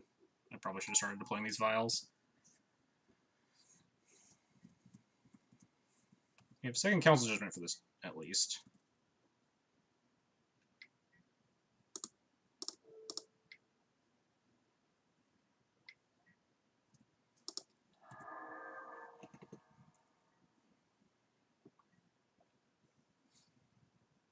And that's like 3 Force of Wills, right?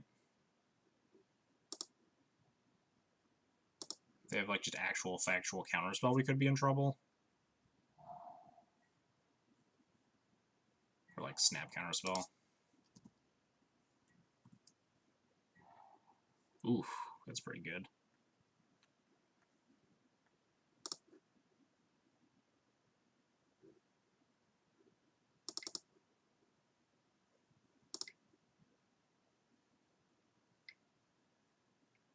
Baited.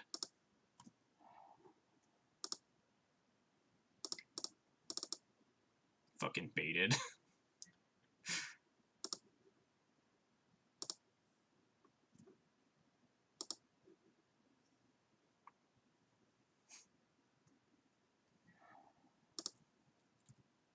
Read like a book.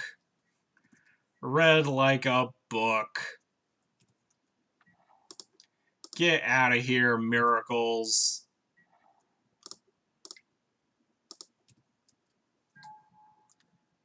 Played like a goddamn fiddle.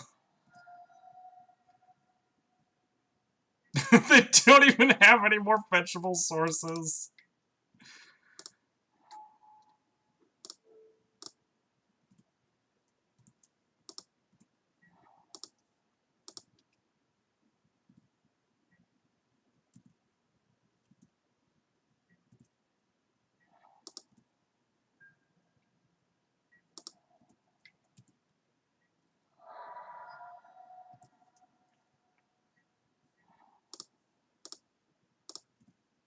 I need to have like auto yielded to these, but it shouldn't matter.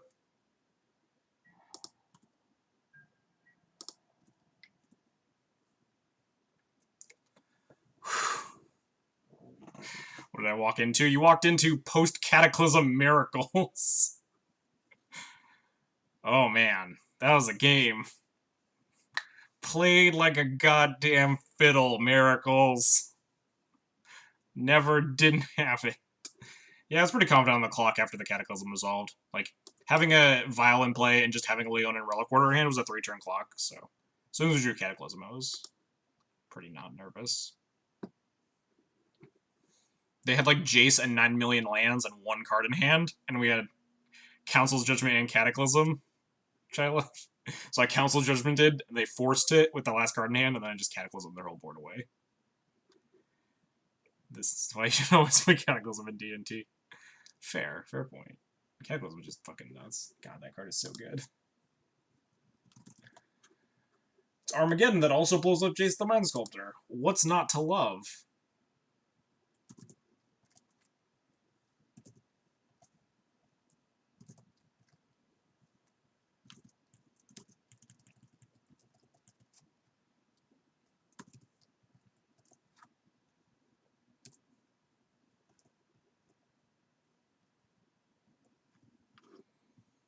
Also, Miracle Blade didn't force the Kata. Well, no, I cast Council Judgment before it, and they just because they had nothing but lands and a Jace in play, I cast Council Judgment. They forced that, and then with our other 4 mana, we cast Cataclysm.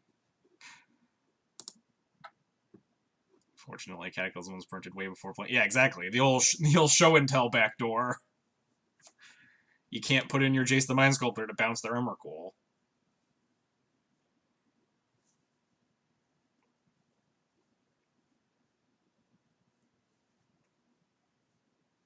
That game was going to go really poorly if we didn't draw that. Cataclysm. I think I was going to try to play around Force and just like lose to Counterspell. I was going to play around Snap Counterspell or Force of Will by porting twice, moving to second main, and then casting Council's Judgment, and then just dying to actual Counterspell, and that was about it. But we drew Cataclysm, so that made that decision way easier. They had 6 mana. Oh no, they had 6 or 5. Because if they had 6, I don't beat Snap Counterspell unless I can take them off of triple blue.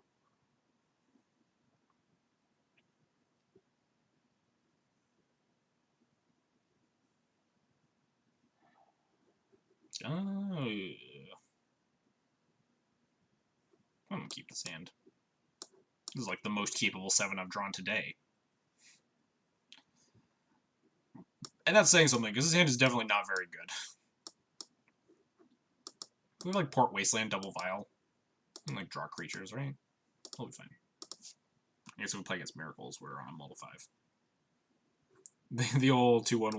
Alright. Loam or lands? Get your guesses in now, boys. It's Loam. Figured it out. I like this hand against Loam. I like this hand good enough against Loam. Oh, that makes it a little bit better. Glad they didn't play Chalice on one, or else this hand would have just been fucking ass.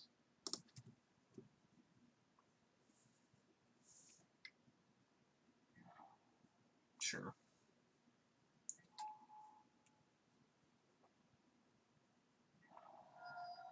Alright, so any guesses on when Loamer Boy's gonna walk into the chat? Because he always manages to walk in every time I'm playing playing against 4-color Loam.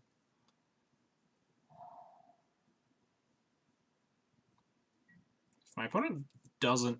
No, we're just porting regardless. Just thinking about if/when I'm firing off this Wasteland. If my opponent doesn't... Oh, now I might actually Wasteland. Maybe not. Kind of like Lily me? Vindicate? Sure.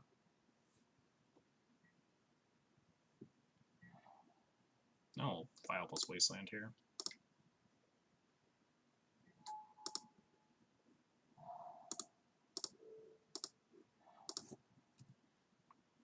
We drew Palace Jailer. If we can get there. Palace Jailer is insane in this matchup. If he was like cast Loam, I feel like an idiot.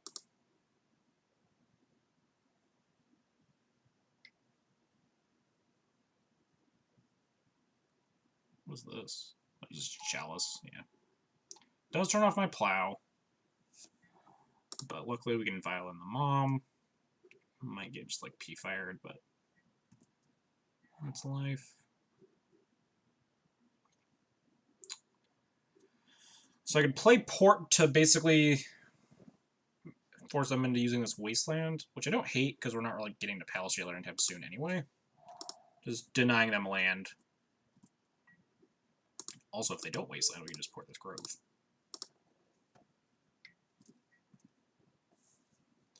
So that's pretty neat. They still have Punishing Fire mana up. They no longer have Punishing Fire mana up. Get this Mom online. Only has one card left in hand. We can like Jailer this Scavenging Ooze in a couple turns.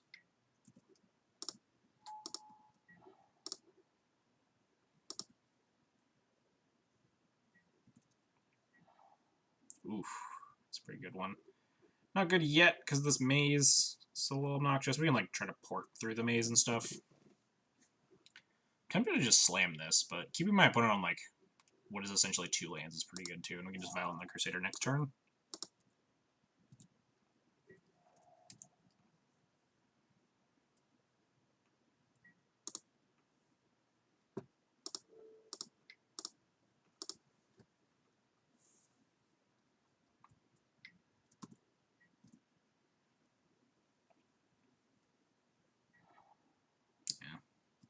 Figured that was coming.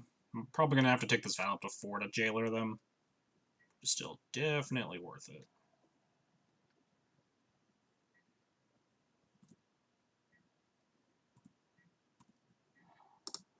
Especially because we'll just like get a Mirror Crusader into play here.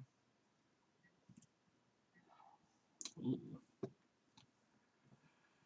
What would I recruiter into? Probably just like recruiter into Wisps. Maybe I'm not jailering soon. This Scavenging Ooze isn't exactly putting pressure on me.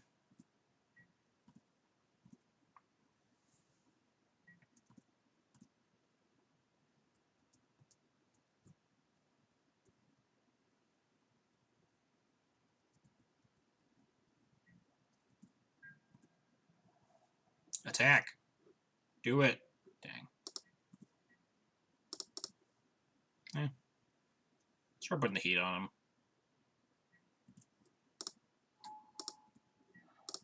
As much as I really want to take this Vial up, it's just better served on 3 now that we have Recruiter of the Guard. There's no reason to take it up until we see like a Knight of the Reliquary, something we actually need to kill. Even then we can like recruit a Wisp the Chalice and plow it.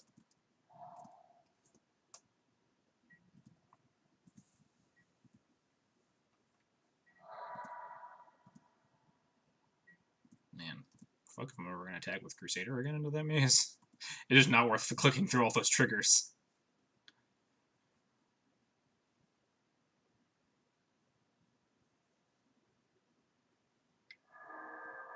If I'm Loam. Oh, Teague. Sure. Fucking deal. Turn off your Rinsun Zeniths. Turn off me hardcasting Batterskull.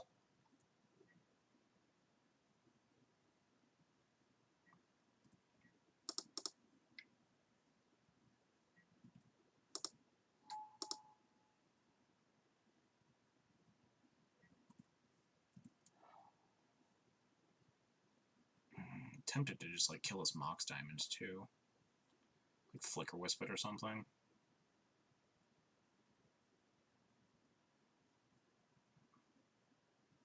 Nah, I don't think Blist is off, right? Yeah, non-creature X can't be cast. We're still good. Opponent just concedes. Deal. Make my life easier. Like, I don't have to think through all these convoluted lines when all loads are likely totally Jerome in this board state, but would have just, like, taken a while to get there. I respect the opponent who knows when they're dead. Even though I'm, like, pretty egregiously not good at conceding when I'm dead. Usually concede when I'm dead in paper more, but in streams I like to help talk through the lines and figure out what our possible outs are, even if they're, like, very slim and possibly none. Like this chunk, right? Maybe not the other Crusader. So it's a pretty easy cut all Thalias. Cutting all Moms never feels terrible for me. And I usually cut a Stoneforge and a Jite, because equipment aren't super relevant, and Jite is just the worst.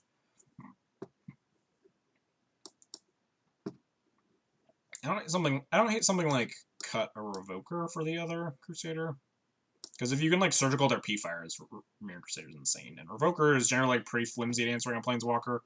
Having one copy is nice in case we can, like, need to recruit. But I think I like might like this sideboard plan a little bit more. Especially now that we have an extra 2 in Remorseful Cleric. We're, like, hefting our curve up. This matchup gets really mana hungry, especially post-board, but this matchup usually takes a while. So it's kind of nice to just have a pile of haymakers. There's a chance I'm supposed to be, like, shaving a Wisp or something instead. Leaving in that Revoker.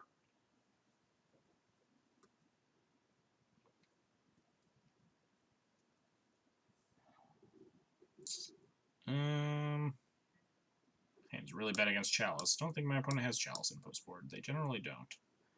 I'm gonna keep this.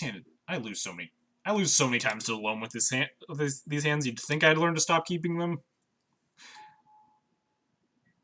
Oh man, I really want Source of Pleasures this just immediately. I think I'm going to. Ooh, even better. I'm just gonna fucking annihilate that Dryad Harbor. I don't know what hand they kept, but I want to punish them.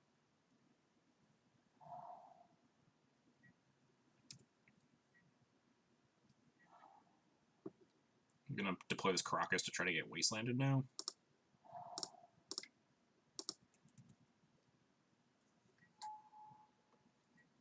I don't think I would have fired off that plow unless I had another plow in my hand, just because their Dryad Arbor does not matter in the long term, and you'd rather kill a big scary knight or a Dark Confidant or something.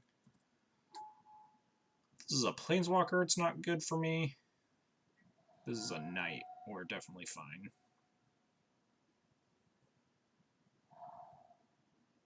Knight, knight, knight, knight, knight, knight. Yes, Knight of the Reliquary me. Knight of Autumn me. Man, that's rude. I want Flicker Wisp their Mox, I guess.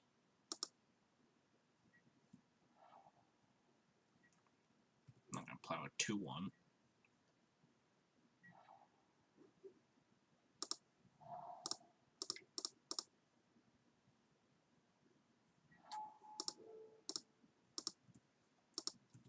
Let's see if they have more land in hand.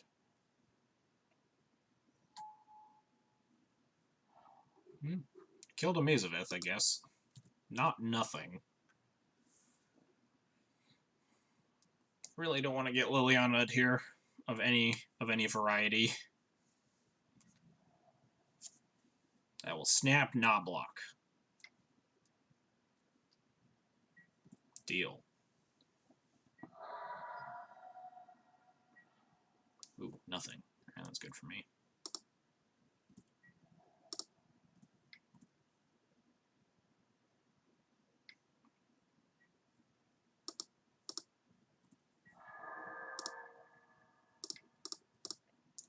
They'll run out of lands eventually. Notably, their forest is in their graveyard, so this path is just like a better plow. Man, they just have more lands. Just all the lands that don't tap for mana that they're discarding. At some point, I probably should have like wastelanded them instead.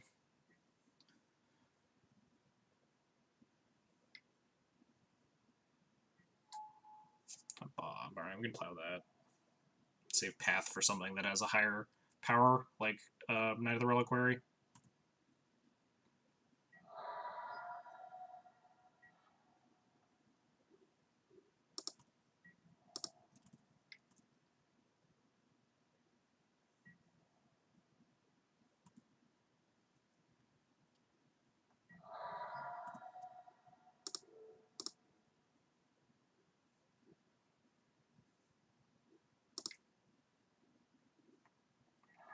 What am I wastelanding here?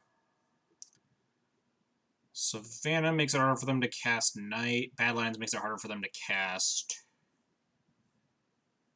Liliana. I think I want to go for the Badlands, just because it makes it, like, they can top deck any number of Groves and still cast, like, a Knight of the Reliquary or something. The green source? So I'd like it a lot more if that wasn't their only green source. Like, there's nothing double green that they want, right? I feel like it's the Badlands. Yeah. Because they have, like, double black stuff in their deck. They don't really have double green. Or, like, they do have, like, green-white, but they're much more likely to draw another green source with, like, a bunch of Groves in their deck. Yeah, that's basically my logic. Yeah. If it was their only green source, yeah, I'd definitely snap off on the Savannah. I think just with them having a Mox, just a rainbow Mox in play, you just have to start thinking about the double-colored stuff. Alright, I'm supposed to play Save Their Vial, too. Almost forgot that.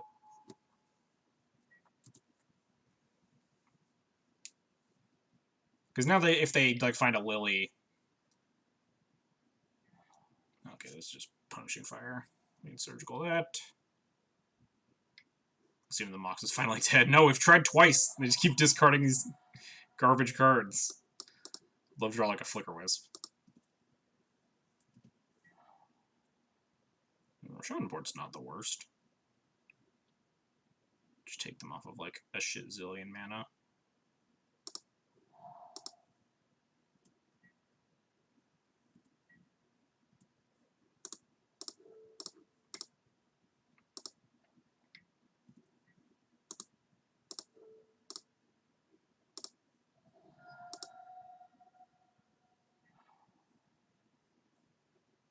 Oh, geez. Queen Marchesa in hand? That's kind of scary. We just wait the last possible second to surgical that. I don't know about the last possible second, unless you mean, like, that exact draw step. Because, like, I'm definitely not going to wait for them to top deck a Grove. Like, get all this stuff in the screenshot. Oh, no, never mind. I can't actually. That's better.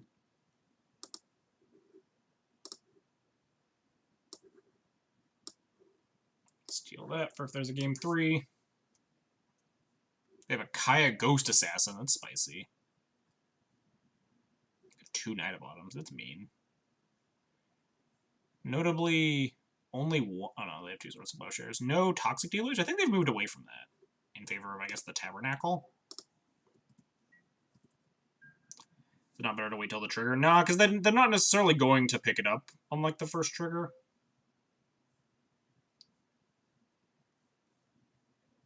And if they, like, just...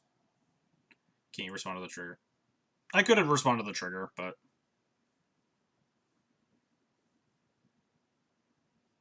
Fork-O-Lum. Yeah, I think Fork-O-Lum's been off Deluge for a while. I just, like, have nightmares of getting main deck Deluged a couple weeks ago, after I vowed in a Hallowed Spirit Keeper to eat a Lily Edict. They just, like, immediately deluged me and just killed all my spirits. I was really sad about it. But I think for the most part, you're right, that, like, Fork-O-Lum players aren't. There's a chance that I like the Surgical is pretty early, but I'd rather play it safe. Ooh, that's a good one. We're under, like, no immediate pressure. Would rather keep porting them. Although they might, like, Abrupt Decay my Aether Vial.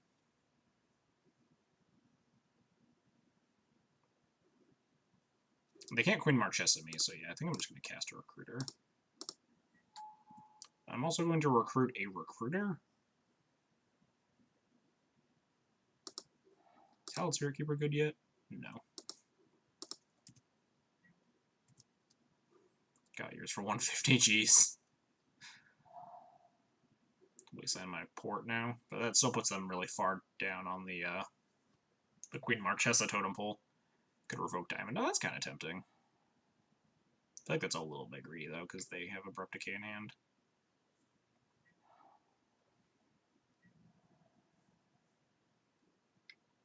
I wonder if I block this. Probably. The last card in hand is just Queen Marchesa.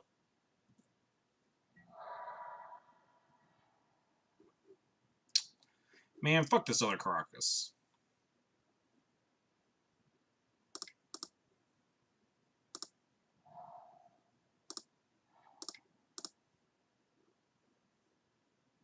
Really gonna suck when they draw life from the loam. The greed play, go grab a Flicker Wisp. Or like the better play, go grab the Revoker.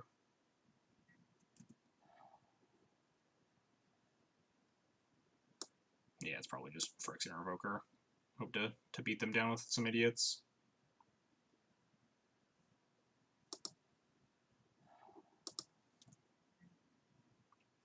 We need to keep them off of casting a Queen Marchesa for a little bit.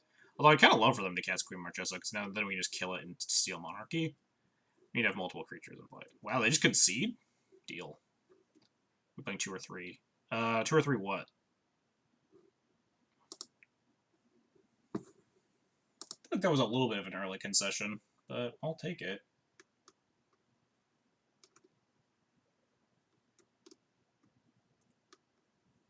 Recruiters. Oh, we're playing 2 in the main, 1 on the side. If you're talking about Recruiter of the Guard, we're playing 2 Revokers in the 7. Yeah, 2 Revokers. Oh, Caracas. Okay, yeah, we're playing 3. But I know Phil has moved to 2 for a while, but I'm an old curmudgeon who doesn't like change, and also just like I like not losing to Emrakul.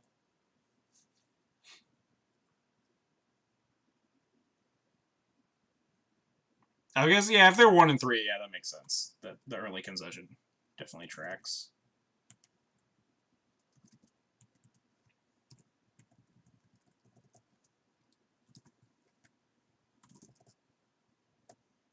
Yeah, I know Phil plays 2. I like 3. 3 is like the industry standard. It helps a lot. Like, I like it because in the control matchups, you definitely still like want to draw the 1. Like when we were playing against Miracles and we had the Thalia, that we had the Caracas, and then you needed like Terminus plus Plow It or whatever. But yeah, sometimes you have like the awkward Lotus Petal hands, like right there. What was QB Turtles playing? What were they playing? What did we get O2'd by? Oh, Rug Delver. We got like we had some pretty piss poor mulligans, and then we also got like Delver pretty hard both games.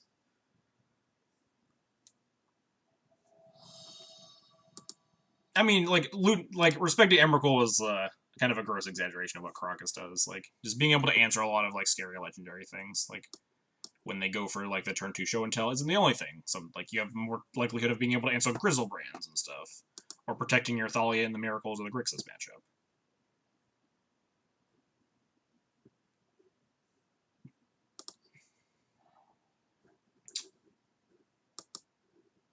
Meh.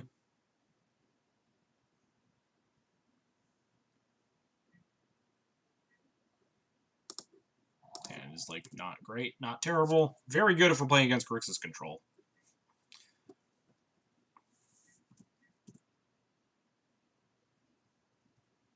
Could definitely be better if we're playing against like Storm.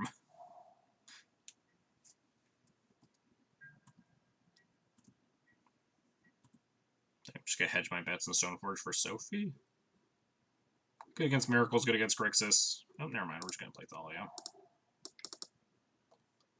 Alright, catch you later, Ashmosis.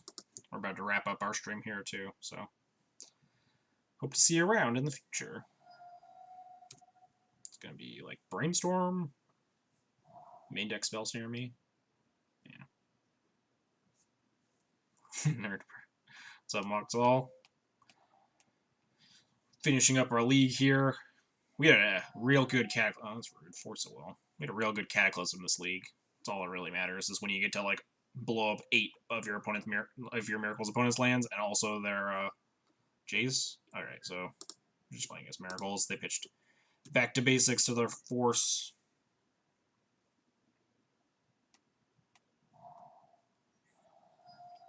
Sand is okay against miracles.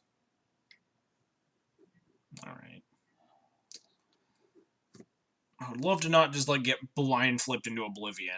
I think I just need to jam this vial though before they get a chance to set up this counterbalance. Getting this vial down will help me immensely in trying to beat this in the later turns. Please don't blind flip me. Oh, thank God, revealed Force of Will. We did it. We resolved an Aether Vial.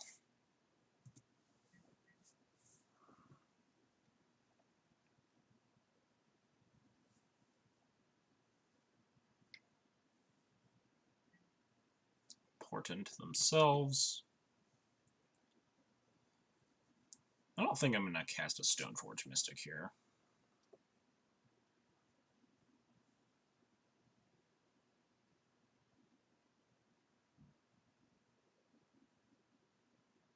Kind of tempting, too. It just, like, accelerates us a turn in terms of, like, being able to activate a Stoneforge or putting it in equipment. I might. The Portent is really scary, though.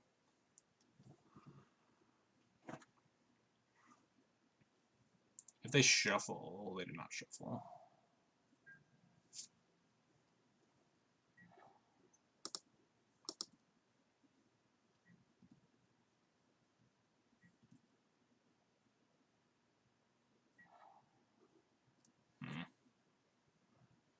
I don't know, just like playing a 3-2 here now. They don't have a ton of 3s in this deck.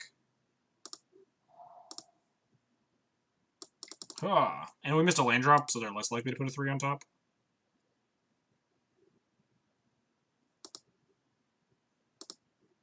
Did they draw this force? I think they did.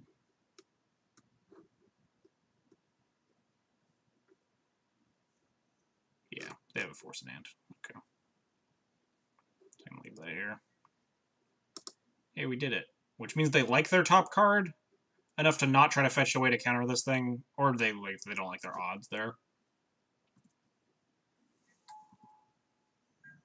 I like jamming the Spirit Keeper because we missed our land drop on turn 3, which means my opponent is likely to try to set up a 2, if anything.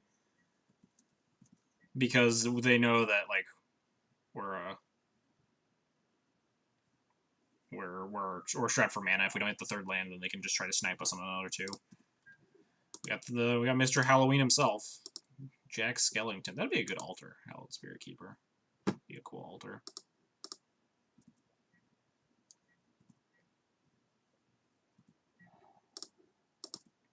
Maybe it was just a land that they kept on top because they needed to hit more land drops. Go get him. Hallowed Spooky Keeper. I am. I'm playing one main deck. I think I'm playing like this 75 or something very close to it. I want the second one, but I also like want to respect Death Shadow. So we're playing like a weird, clunky Mirror Crusader in the sideboard. And that tracks. I don't think I'm casting anything here. I'm supposed to play a Stoneforge because they might just slam Jace.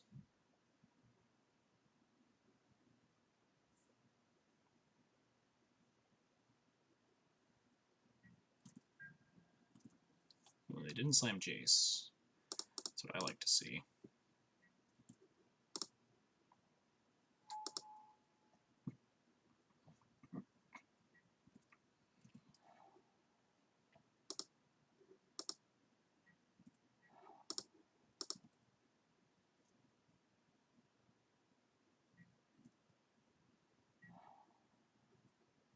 That's pretty good. Now they just get, like, annihilated if they tab out for Jace, but I doubt they will now.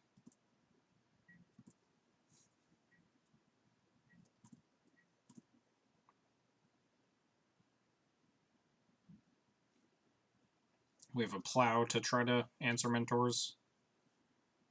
We also have, like, Jailer if we really need to answer it. Just take up Val to 4.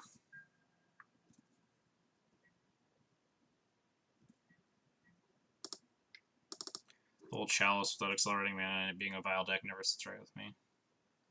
So we're still enough when you set out 1-drops, the matches bring in. Yeah, that's generally the plan, is you cut a lot of the 1-drops.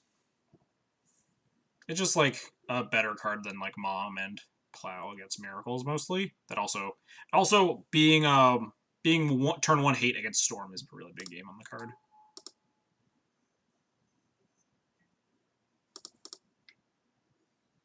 Because a lot of the Storm decks are leaning down. Let me untap. Let me untap. I feel like they're not gone. No fucking deal.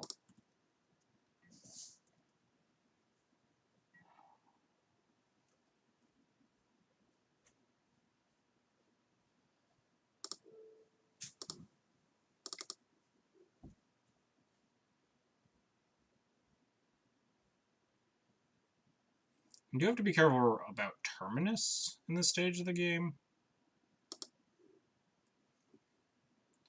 Opponent hasn't set it up yet, but could easily like brainstorm at any moment.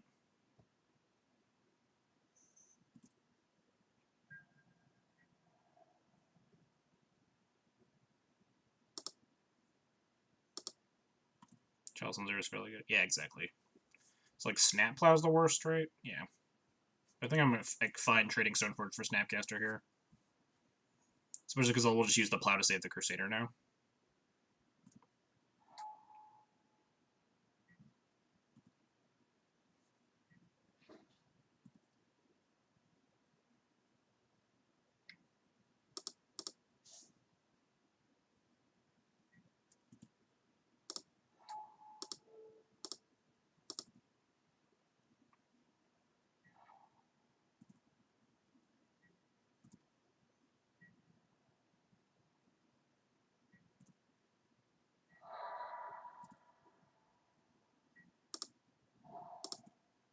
I'm just going to port them.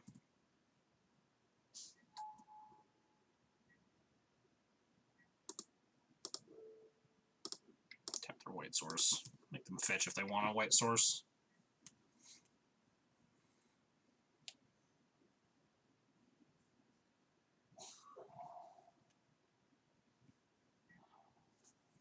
Alright, so they could have another Plow.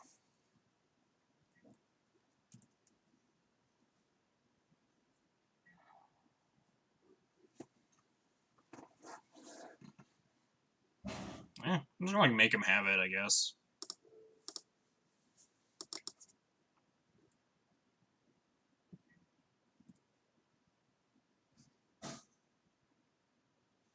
Alright, they don't have it and they concede. We are smashing them down to 1 here if they didn't have Plow there, so fucking deal. Alright. All these guys, right? Should be 9 cards. Yeah. Cut all those and Halloween. Sorry, Halloween Spirit Keeper. You've been played once and then we're immediately Swords to Plowshares.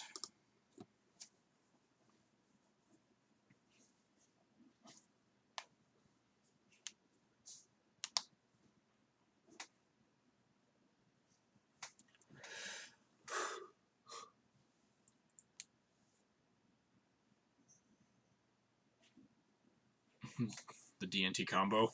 Sort of Fire and Ice, Mirror Crusader. 12 you. I miss the Mirror Crusader Sword of War and Peace combo, but with all the Grixis running around, Sword of War and Peace kind of sucks. Who would have thought white cards could be good? White cards are terrible. Look at all this garbage we're playing. We're playing Flicker Wisp in a format where people can make Emrakul on turn 1. That was honestly, like, one of my favorite... Alright, I'll get on that tangent in a second. I'll answer that first. Why do I cut out the Moms? Mainly because we're boarding in Chalice of the Void, but also because Mom is not as great against, like, the Terminus deck. So it just kind of makes you... yeah, makes you overextend into their board wipes. Ooh, deal. Let's keep this. Snap it off. Anyway. Yeah, the reason that, like, I really got lured into Death and Taxes is just... You just get to play shit like Flicker Wisp in this format where people are just tendrilsing you for 20 and making, like, turn 2 Emrakul's and stuff. You're just playing a 3-1 for 3. It's got flying. But just...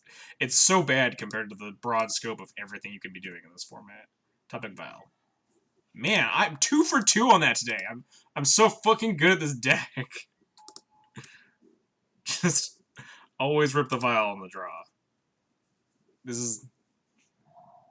Without mom. Yeah, with mom and play, you get to turn off their plows, but you just end up like walking into Terminus is harder, and then after they Terminus you, then all their plows are now live, and they just like pick off your single threats after you've overextended into a Terminus.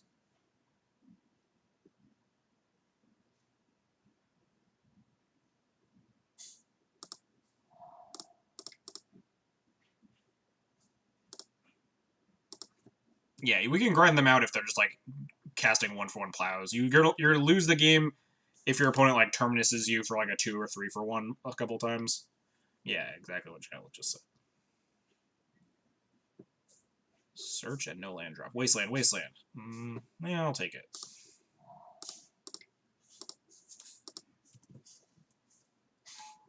Not to say that like people leaving in Mom are wrong or anything, but it's definitely like a school of thought to be on.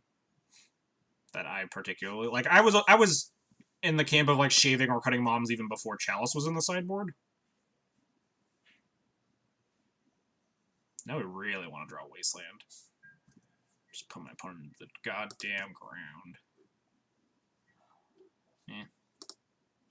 Just gonna probably just play Stoneforge. I want to like put more on this board. We leave up Crocus so we're not like overextending into a Terminus or something. Yeah. Exactly.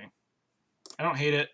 I don't hate like I was kind of just on like the shaving or cutting Mom train even before Chalice existed.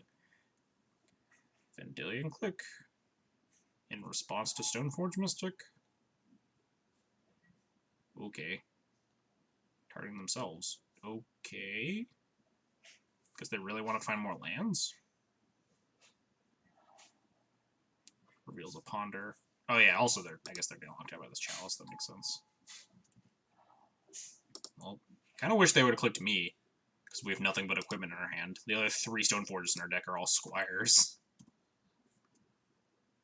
Oh, digging for Force? Oh, no, they can't cast Force, because I have Thalia in play. I think they're just like digging for more land drops, or like like a Snapcaster to +5 lands, Snap Disenchant, Night Chalice or something.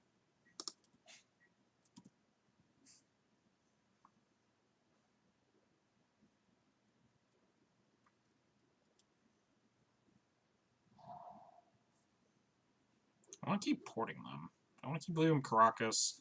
I want to like activate the Stoneforge. Life's hard.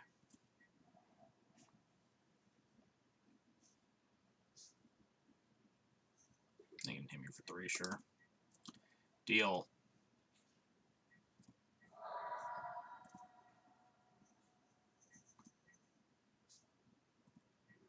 Chalice works against because I'm not a fan of it. I know Phil is, but I and a couple of people that I've talked to are just like not very into the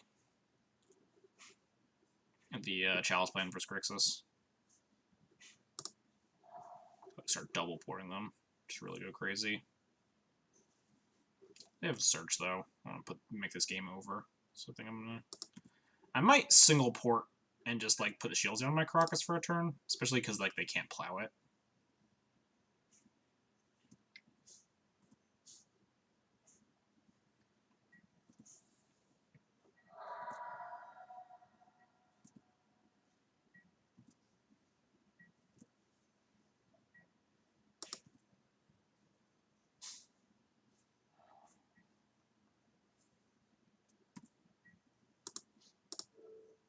I did go to the draw step there, because I didn't want to port and then get Terminused. If they had Terminus, then I wanted to be able to pick up Thalia and activate Stoneforge. which I could not do if I ported them in their upkeep. It does let them like use their mana a little bit more effectively. If they like have a brainstorm, it's better to cast it on a draw step than on an upkeep, but oh, well, I guess brainstorm's pretty bad when I have a chalice in play, so that's fair. Alright, deal. I guess that's that. We did it.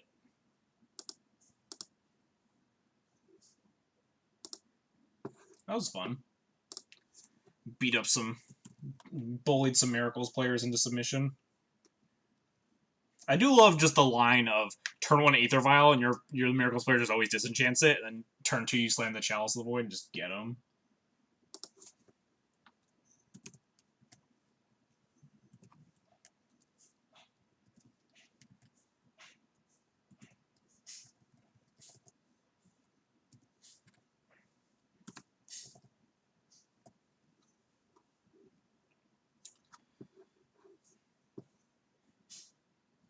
Alright, so this is my last stream before I go to Eternal Weekend tomorrow. So this is likely the 75 that I'm going to be playing at Eternal Weekend. There might be some like last minute knee-jerk decisions, but I think this is like pretty close to it. No, it's not time to run back. It's time to go to bed. Catch a plane tomorrow. The old brainstorm into a chalice conceit. So it's a solid line. And then for Vintage, because I'm playing the Vintage event, I'm going to be playing...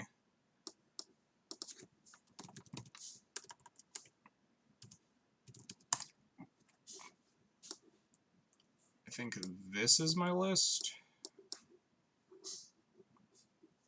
This is my list. This is my list for Vintage. This fucking nonsense right here.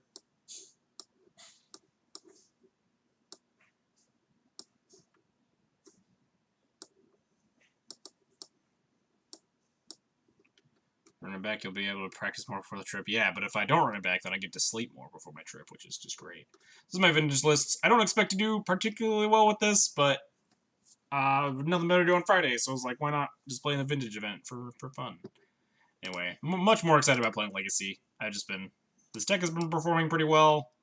I've been getting pretty good results. I have a 66.2% match win percentage out of 216 matches of Legacy since Deathrite Shaman got banned. So anyway, for those of you going to Eternal Weekend, hope to see you there. Need more Snowplanes, get out here. Banned. If you're at Eternal Weekend, hope to see you there. For those of you that I'm rooming with, I will probably see you there, but I think all those people are gone right now. And for everyone else, I will be posting live updates probably in the Legacy Death and Taxes Discord as well as on Twitter. So if you want to check in on how I'm doing, I'll be there, and I'll give a full recap on Monday about how the trip went and stuff. And I'll probably write some number of tournament reports, maybe for Vintage, probably for Legacy, unless I do super poorly. So anyway, that's gonna be it for tonight. Hope everyone had a good time. If you want to support the channel some more, you can follow, subscribe, or donate. Follows are totally free. Help you know I'm going live.